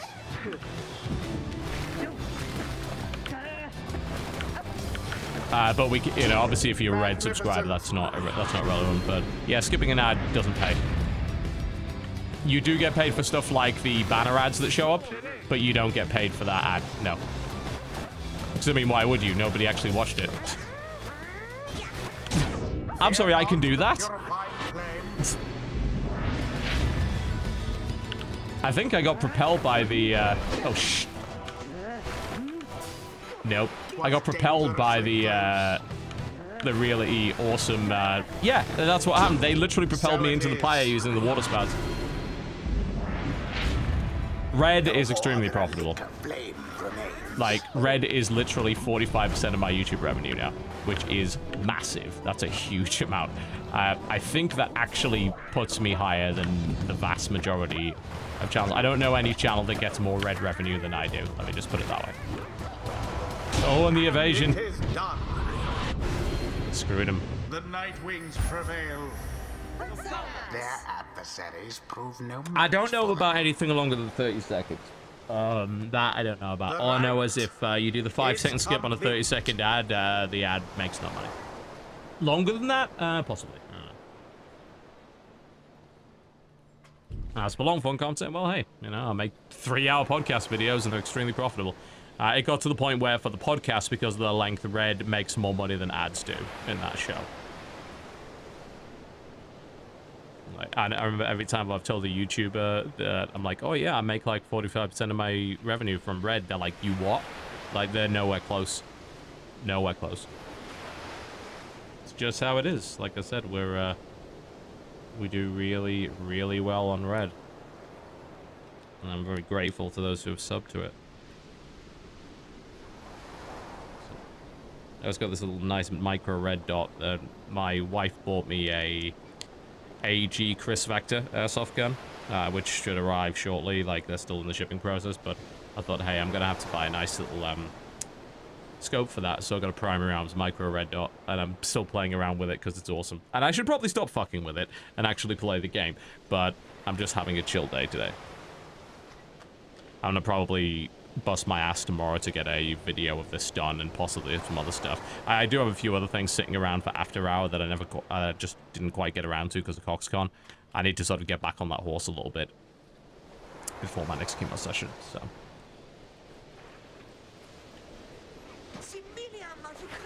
Yeah, the YouTube red thing is awesome, and obviously we make a lot of money off it, but it's currently only available in like 2 countries. If it was available worldwide, the amount of... Let me put it this way, if it was available worldwide and people actually sub to it, we could probably turn ads off across the entirety of our YouTube channel and still be making more money than we were before. We could go entirely ad-free with that. But it's only really available in the US and I think one other country. So, yes, for those asking if you do have YouTube Red, yes, we benefit from that a lot. The way that it works is there's a big pool of money that everybody in YouTube Red contributes to, and then it's distributed based on minutes watched across every part of the channel.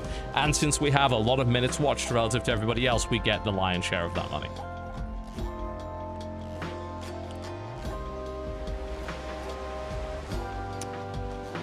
Oh, the imp didn't quite hit level 3 yet. We're getting there, though.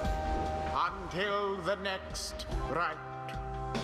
And it's good. It's a relatively decent service as well. Obviously, you know, you're like, well, ad block's free, and like, you're right, it is. But with YouTube Red, you get access to YouTube Music. You also get a bunch of really good app features. If you're using iOS and the Android apps and stuff, that means you can do things like background listening and also downloading videos onto those. Background listening is a huge deal, especially for even my videos. You know, you can do background listening on the podcast. It'll save you a bunch of battery. You can play other games while you're doing it on your iOS device or browse other websites. It's very, very handy. Obviously, that's a feature. It's like, well, PC has that. Yeah, you're right, it does, but iOS is very restrictive like that. How's the game so far? It's phenomenal. I'm still not 100% sure what's going on. I'm aware of some sort of, like, Elder God Big Bad. We've been acquiring characters along the way. There's some cool little crazy relationships going on. And we've played some really, really fun right encounters. And I love the stat tweaking. That's pretty cool too. Like, the RPG aspect of it is not huge, but it's good enough. And the things that you get in it have a pretty significant influence on your gameplay style. Seems like that would contribute significantly to replay value.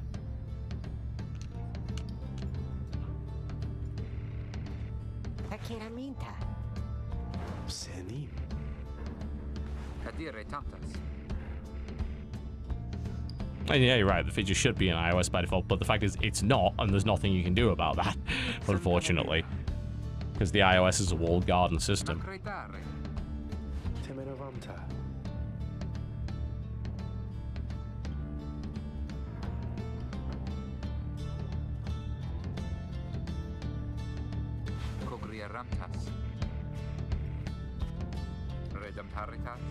Yeah, and as for the podcast, like, the audio version makes 0 because iTunes isn't monetized, but we get over that by having actual sponsors. So, as much as we'd actually prefer everyone just watch it on YouTube and Twitch, because those are monetized platforms, providing it on iTunes is a courtesy, and it also helps our sponsors out, so it's really not important that it's not properly monetized.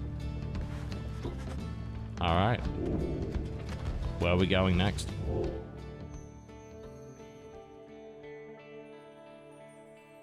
Yeah, it's a Google's decision. We have no control over that fact. We can't make it so that you can do that. The app is restricted in the way that it is because Google said so, and there's nothing you can do about it. So, if you want to use iOS, that's just that's just how it works. All right, where can we go? Let's have a look. Yeah, our Audible sponsorship is continual. Audible.com/cynical is where you want to go if you want to participate in that. That's our tracking link. So yeah, we're still sponsored by Audible. We did a segment a couple of weeks ago on some books, I think. And it's nice having a sponsor like that because the sponsor I use all the time and I can easily support.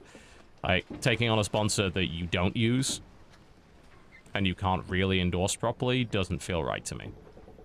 Which is why we have Squarespace, because we use it, and Jesse uses it, and Dodger uses it, and Jenna uses it a lot. And Audible, we all listen to audiobooks on Audible all the time. I would rather be sponsored by the things that I use. You know, it's not an ethical conflict at that point, and I can very honestly and wholeheartedly recommend that service because it's something that I use myself. It's like, I would not like to be sponsored by Dove soap because I use that. Or Head & Shoulders Old Spice because I use that as my shampoo and it's quite nice. Colgate toothpaste, I use that. You know, the Philips Sonicare toothbrush, I use that. All those things. Yes, let's sail past the Deathless Tempest. That sounds really safe. What could possibly go wrong? Yes, kidding me? Squarespace loves us. They absolutely adore us. Sandra's status currently cursing the scribes. Ring the bell! Oh, he broke the bell! He removed... What a dick! He removed the fucking part of the bell! Oh, what a lovely little touch. That's so fucking funny. Oh my god. I mean, I did deserve that. I deserved that. I love it. Yeah, where's the imp? Oh, yeah. He wants to talk. He's probably like saying, where the fuck's my fish?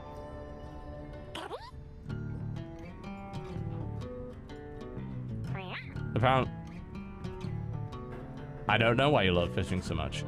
He sends his inquiries rhetorical in nature, so you anticipate a response. But oh my god, what? He loves catching fish because he hates them and everything they stand for. No, we don't have any challenge missions yet. He's devoted his life to the eradication of fish ever since. He's bullshitting, I think. Aww. Yes. This game's sense of humor is... Yeah, of course. It's hilarious. There you go. Oh, okay. Oh, he likes catching fish to sell them. See? Told you. We did the right thing. He gains hope. Yeah, they need to make a plush. They need to make a plush. Absolutely. This game is a lot funnier than their previous ones. Like I said, it's really whimsical. At least up to this point. There's probably going to be some giant fuck you despair moment. But it's pretty phenomenal. Alright, Tizo wants to go there. Tizo's the only one I listen to. That's where we're going with the rest of the story. Tizo, if Tizo says to go there, we're going there. The imp is now directing our adventure. Fuck everybody else in this crew.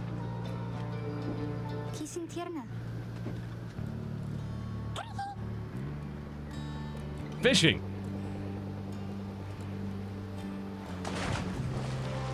Give me more fish. I need the money. Aw, no fish. Very disappointed that whatever he attempted to catch eluded him. Most of these Miracle of Sound, Big Giant also bring music. Yeah, I mean, I play a lot of game music. I have a huge game soundtrack collection. Miracle of Sound and Big Giant Circles are given us specific permission to use their stuff, though. Whereas with a lot of other stuff, I do have permissions for a lot of things, but a lot of other things, just like I roll the dice on, they won't mind this, which is usually true with video game music, but not always. Great, they're all now really depressed and whinging. Well, so much for that. I guess I shouldn't have listened to the... I love that animation over there, look at that. I guess I shouldn't look at the goddamn imp. Yeah, a bunch of OC Remix. We have permission for all of that because we're an OC Remix sponsor. We give them money, basically. Oh god, he's back. Please join the army. Yes, please join my army. Yes, make an army of stupid things. You know we want this. Sir Gilman will join. We have Sir Gilman, the imp, and hopefully some other stupid shit. Yes.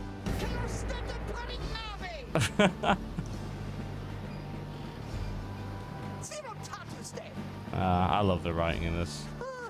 It's compelling and funny. It's very Pratchett-esque, actually. I'm getting Pratchett vibes from it. Absolutely. Bring the worm. Oh my god. We didn't get the Bog Dweller. Is the Bog Dweller acquirable? Because I didn't get him. Maybe that's one of the characters you missed. Like I said, there are choices you make that can affect things.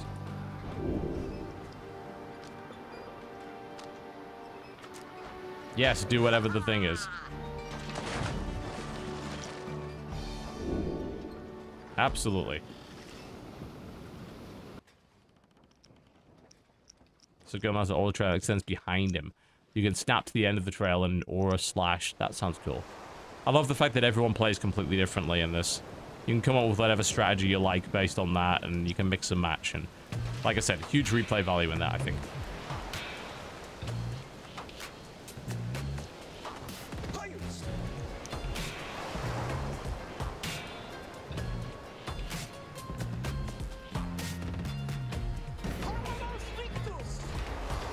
I don't know what day they're...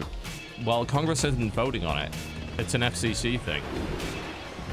I don't know if the FCC can make a ruling that then has to be ratified through a bill. But yeah, it's the FCC that's all about it. Yeah, there's the teleport, you see. And then you've got this slither.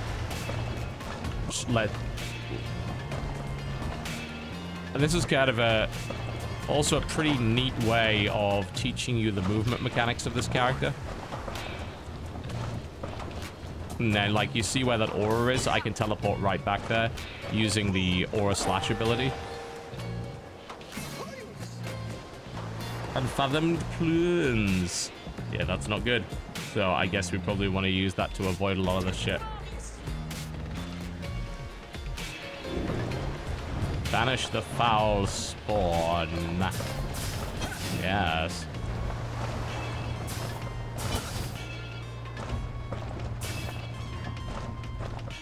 Well, yeah, I imagine there is a lawsuit. I bloody well hope so.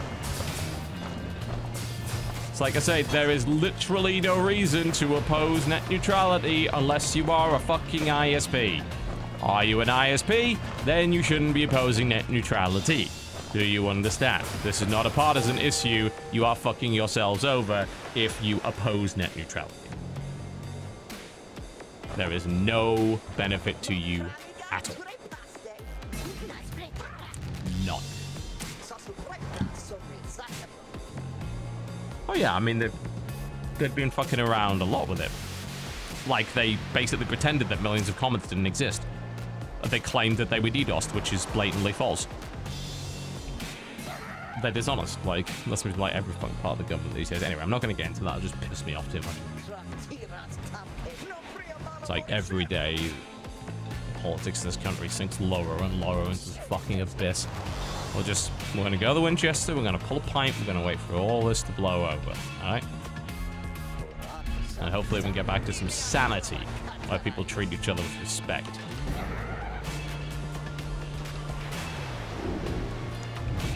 Alright, let's use his ability.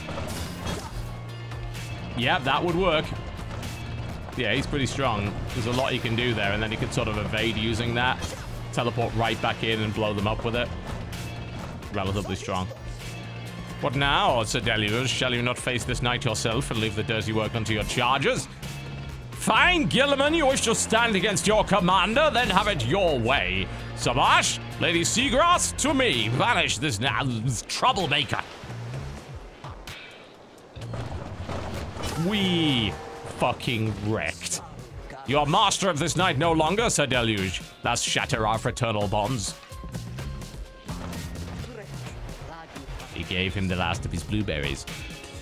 This knight would say it was an honor serving you, Sir Deluge, but that would be a bald-faced lie. Yet another stain upon his blackened reputation until we meet again.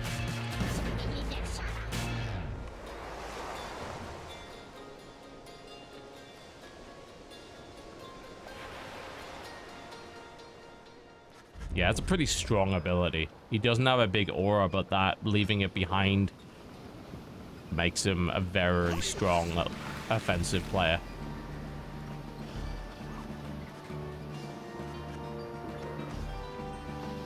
Would you like these teeny tiny iced creams? Space Bear will forever be the best narrative device in the history of video games. Anyone that disagrees is flagrantly wrong. Just want to point that out.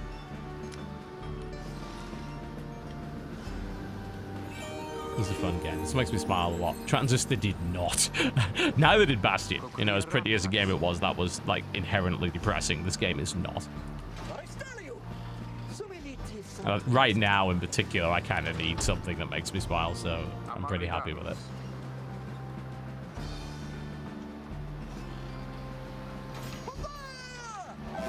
I do a pretty good Sadama impression, I think. I can match that voice for the most part. I do not believe there was a better character in this game, to the best of my knowledge, but who knows? Who knows?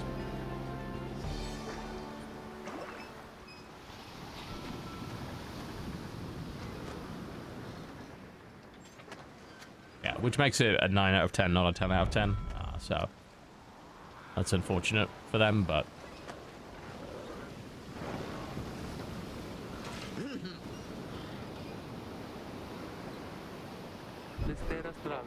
all right. Cool. So it'll be the big demon, the imp, and the worm. Also, is the worm hitting on the demon? It's possible.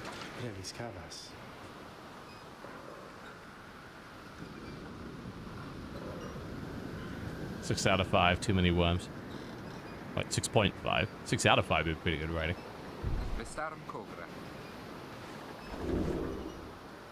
Hello, John. Ire? Animen caros. Sa. Amori hare. Vara. Let's hear what you have.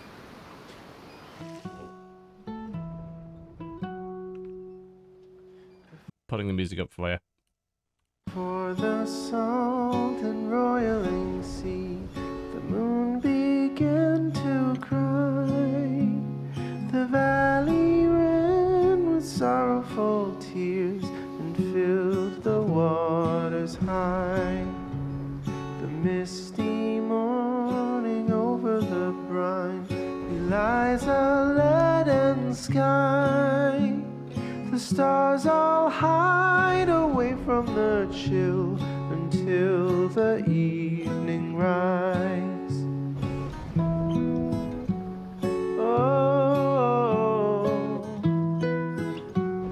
oh,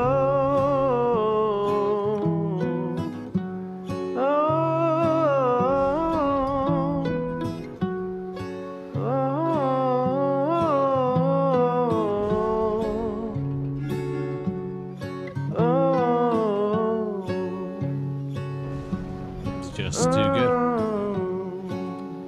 Too good.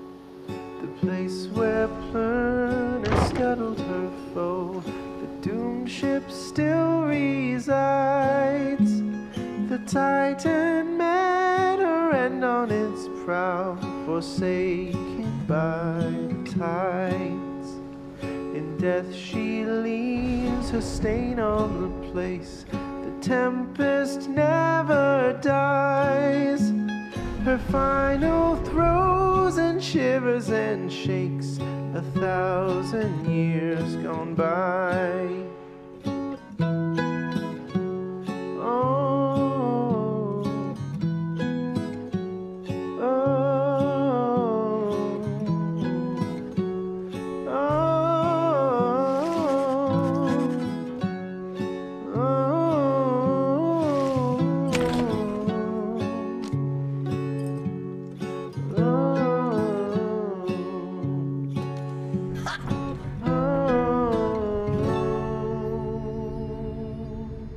That's a pretty cool little moment to get in the middle of your game, innit?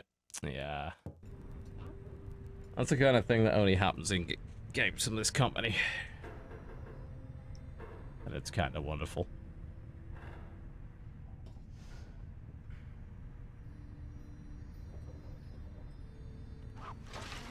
We'll have words with the worm, shall we?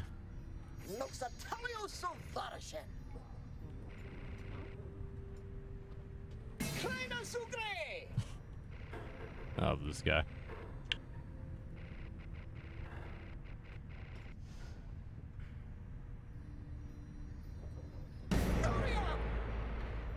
I don't know. I can't explain how the studio basically comes out of nowhere and produces 3 classics one after another. And they're all fundamentally different from each other and all take a bunch of unique risks and all of them work. It's a bit terrifying, honestly. It's possible Greg Kasserman made a pact with Satan. I'm not ruling that out at this point. It's insane. But phenomenal that they keep pulling it off. Apparently, still nobody is at all worthy for this. I say there is a lot more going on in this game. There's a lot more to do. We're still sort of reaching that point. Give me the... I want the thing back. I wonder if you could repair it at some point.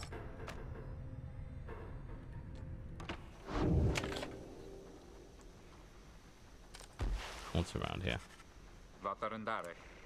It's the same as what I said at the start of the stream. Like, the weakest point of the game, in my opinion, is the fact that it is quite text-heavy. And the lore is delivered in a way that I find difficult to recall. The little hyperlinks are kind of neat. It's like, hey, you can optionally find out what that means or not. But there's so much of it, particularly since a lot of it's sort of written in the book, since it's not delivered in the way that the previous games did with a very memorable narrative, it's much harder to keep track of that depth of the story. The basic part of the story, the fact that we're a bunch of companions on a journey to redeem ourselves from exile, is easy to track. The character development is easy to track. The lore surrounding the world, not so much. That would be my biggest complaint. And the fact that there's no online multiplayer for the versus mode. That's pretty much it. There are no species in the pools of rock, I am afraid, and he is upset about it. Everything else is pretty much fantastic. And there's very, very little to complain about. As I said, I think a lot of people are going to struggle to learn the battle system because it is so different and weird and unique. It's not that the game does not teach it well, it does. It's just that there are very, very few games like that. It can be quite micro-intensive, and I think controlling multiple characters in real time like that is going to be a bit demanding for some people. It's worth bearing in mind the game lets you reach the end without winning any of the rights.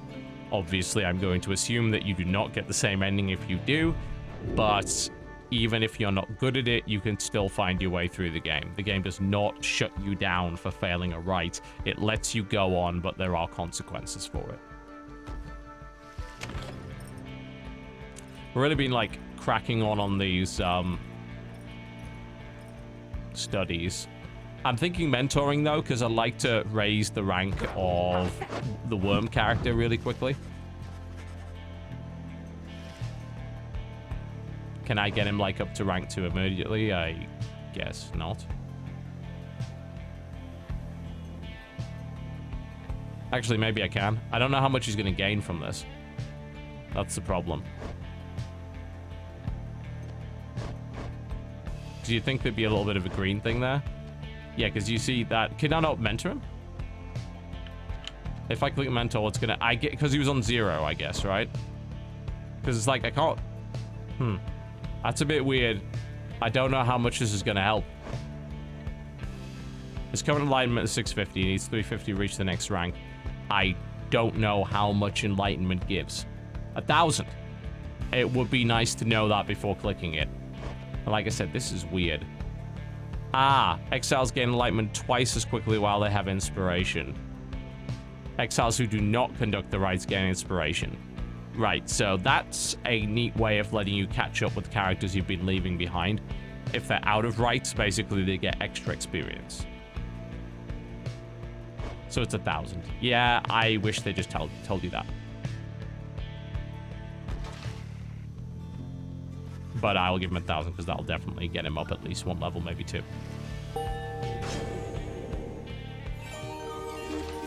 Nice. There we go. So that means I can bring him into play immediately and not have him be, like, massively behind everybody. Mastery, let's see. So, ooh, if Sir Gimlin all his allies are banished, he shall instantly return. That's neat. After Sir Gimlin banishes an adversary, one of his that is really good. That is extremely good. Yeah. Absolutely. Considering how effective he is at banishing people, being able to bring people back, especially after scoring, is a huge deal. I love it. I like the fact that all of these upgrades are very significant in power increases. I've maybe harped on that a lot, but I've said it time and again, if you're going to have an upgrade system in a game, you should always make every single upgrade significant in the way that you can very easily notice the difference in power and feel that progression in a very tangible way. If you don't have that, I feel your upgrade system's probably there to waste my time and make me obsess over 1 to 2% this and 3% that. And frankly, none of that is fun in my eyes.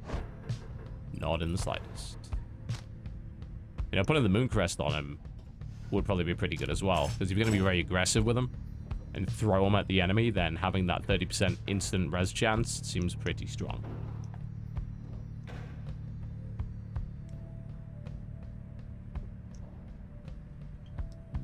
Yeah, I know, you can throw, but throwing's a lot harder to nail. Especially if I've got this character with this mastery, I'm not even going to need to do that anymore. I can just be very aggressive now. bearing in mind, you combo that with the imp, who banishes himself on the explosion, that you could bring the imp back really quickly.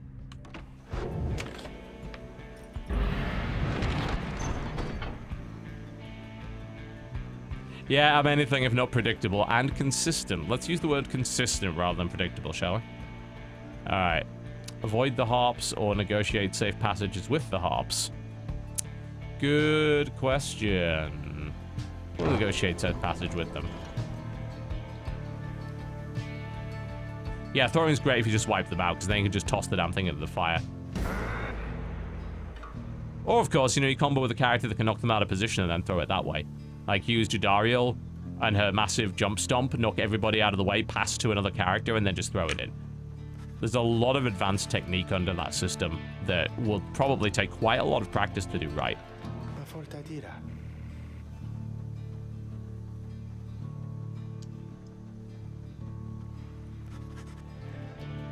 Apparently Jadariel is not a fan of these people.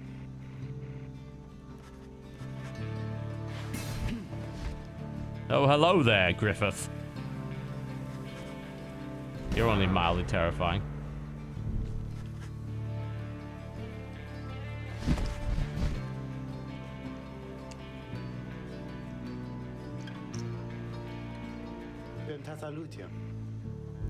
Alright then. Jadariel seems a bit pissed that we let that happen. Oh my god. She is really not happy about that. That's a relatively significant amount on my strongest character. I guess we just don't let her die then. Like, hope doesn't make any difference if you don't let the character die in the first place.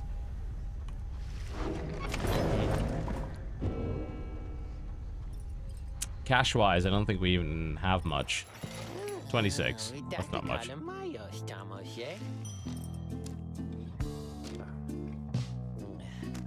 That's pretty good. We'll just pick up Stardust, I think.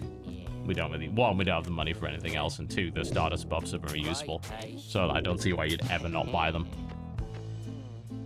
You'd have to be a bit of a nutter. I wonder what the buff on that can be. Up to 36%. Yeah, so you could push that pretty high without too much of an effort. Like I said, I still really want to buff that up, but it's obviously not, like, going to work very well. You can push that presence up a bit higher. And the Fang is obviously very useful. So we'll toss a little bit of that.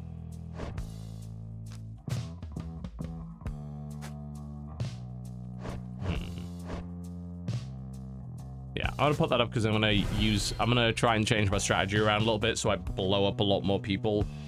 Because I need the extra money, I'm not gaining it very quickly, and if I combo that with this guy, we're gonna be working pretty well with it. I mean, the contract would work well on him as well, but I think because Mooncrest is banished by an adversary, yeah, whereas the explosion on the imp doesn't count.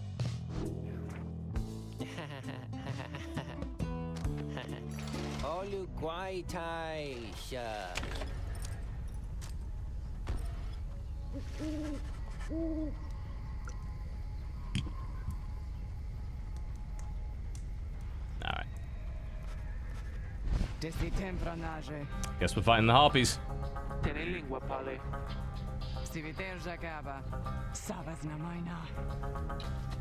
Apparently they do not like the demons, not in the slightest.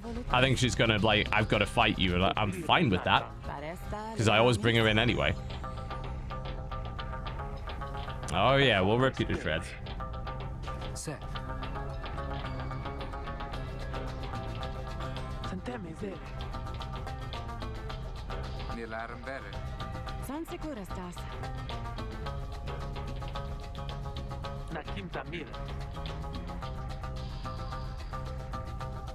I'll do this fight and then I think I'm only going to wrap up because I need to go and eat dinner.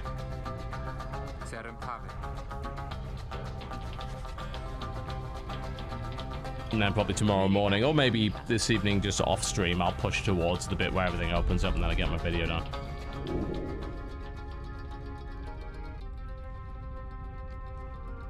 Alright. I'm a little reserved about that.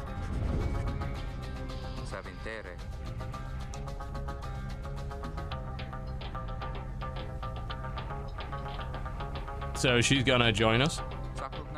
Alright.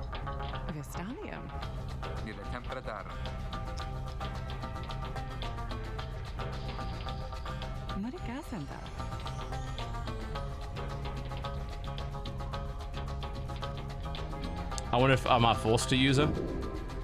I guess probably. Alright. So I have yet another character. Wonder what she can do. Probably fly, you would think.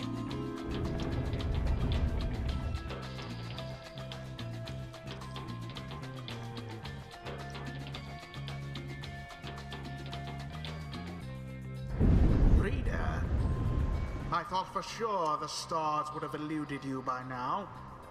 Yet here you are, somehow, upon the nest of Trieste. And you've swelled the ranks of your triumvirate not merely with another, but with two. One from the Pyre heart, no less. And one who seeks the favor of the adversaries whom you'll imminently face. They are the essence. Winged terrors, as you soon shall see. Can your longing for freedom match their hatred for the vibrant country that was once your home? Oh, yes.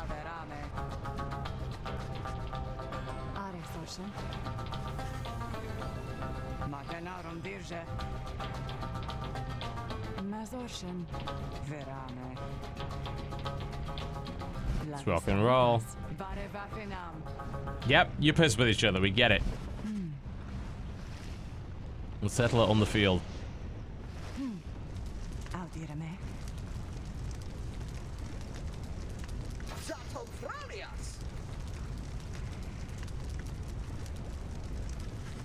No. Great. So I upgraded to Gilman and I can't use him. Well, I guess at least he's going to get arrested XP boost in the next one, so that's not too bad. Now we shall get started. Well. Anatha. I should have equipped it with something. I didn't quite get around to that. That means I can't play with her. Yeah, I deployed it without equipping anything, which was actually pretty stupid.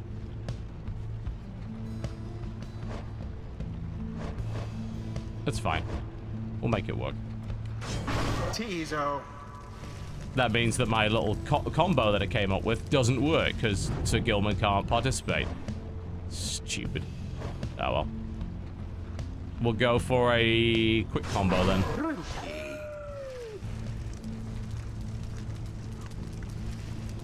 Yeah, there are people who won't work together, basically.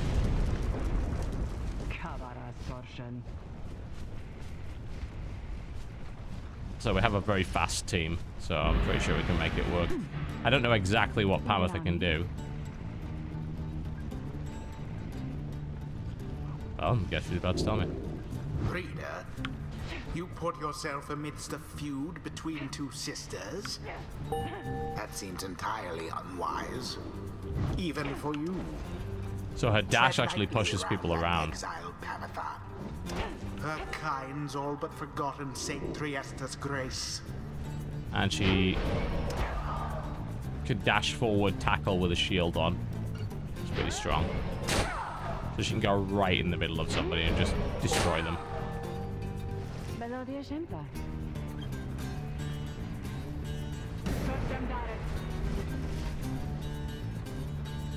That's fine. I have my nasty little imp.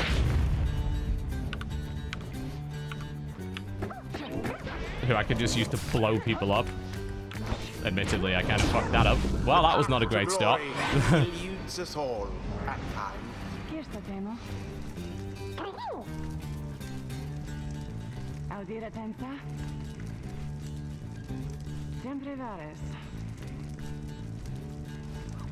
Neat. So if you jump at harpies, they apparently can block flying adversaries.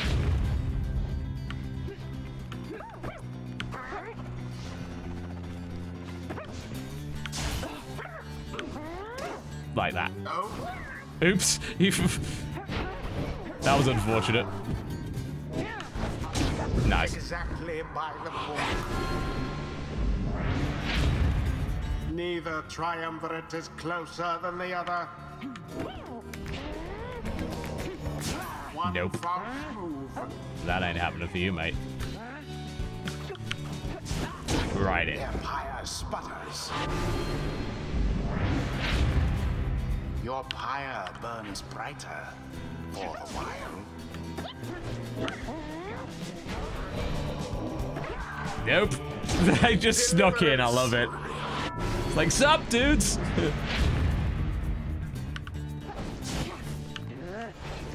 Tread lightly. Oop, missed that one. Try it. Slam you. Oh, I can do the same thing to you that you can do to me. Don't worry. Glorious. Not letting you do that. I want to pull off this extra little move here. Ah, fucked it up. I was trying to switch back to my other character and fucked it up. Oh, please just try it. See what happens here. Nope. Yeah. I keep forgetting I can't blow them up mid-air. I need to stop doing that. Kind of dumb on my part.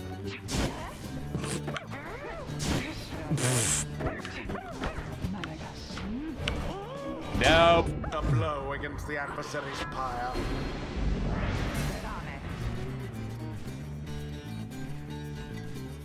Let's see what she pulls on me after this.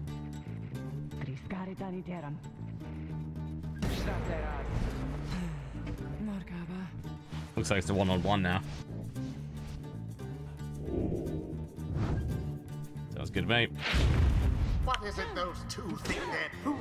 Knock him out of the air.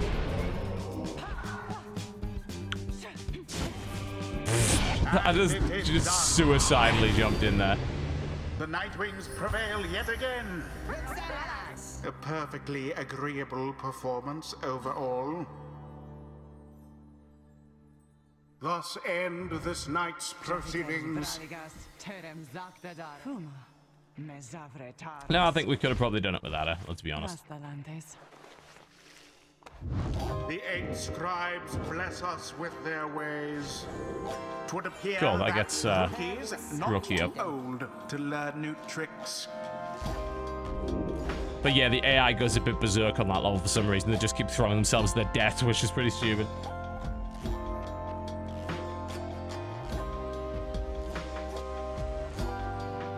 That's pretty strong. Or we can just make you go even faster. I mean, he's already pretty fast as it is. I like the 50% chance after 1 second res. The imp Tizo appears to have a certain depth of knowledge. If banished, Tizo automatically casts his implode ability. That's strong. When saluting his adversaries, Tizo turns into a fast-moving howler. So he can transform into something else?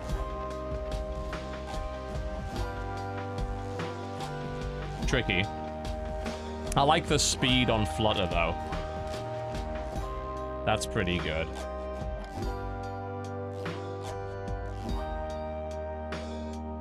I think we'll go for that and build towards the others. Because we're using his fly ability quite a lot. Buffing the speed of that would be good. The Banish Autocast is nice, but we can get it next time. Until the stars align. I think like the straight up flying speed is just good.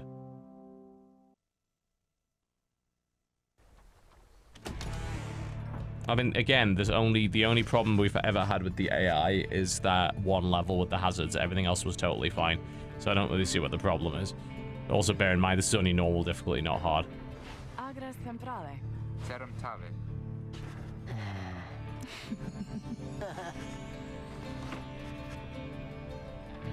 Sexy Harpy is hitting on the Weasel Dog for some reason. But yeah, the AI's done some pretty sneaky stuff up to this point. It works fine. Except on that one level. Like, they need to fix that. Basically, the level with, like, fire pits in it, they suicidally just jump into it a lot, which they shouldn't be doing. None of the other levels up to this point have had hazards like that, so that's never been an issue.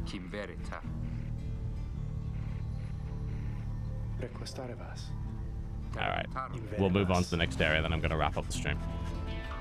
There's a lot more to see, it would seem. In fact, now is probably the time to do said wrapping. Alright. Cool. Thank you very much for watching, folks. As I said, I'm really intrigued by it. It's going along very well. It seems like it's... I'm very intrigued to see what's going to happen. I know in a few battles there's going to be something major happen. That'll probably be after that's happened, and I play a little bit further when I do my first impressions video. But so far, so pretty fucking fantastic. Which is unsurprising. It's Supergiant. They don't screw up. I think this will probably be one of the most misunderstood games up to this point. But that doesn't mean that it is by any means a bad one. It's an excellent one. It's just they're trying things that are different. And sometimes that works, sometimes it doesn't. Sometimes game finds friends, sometimes it doesn't. I'm hoping that this one will.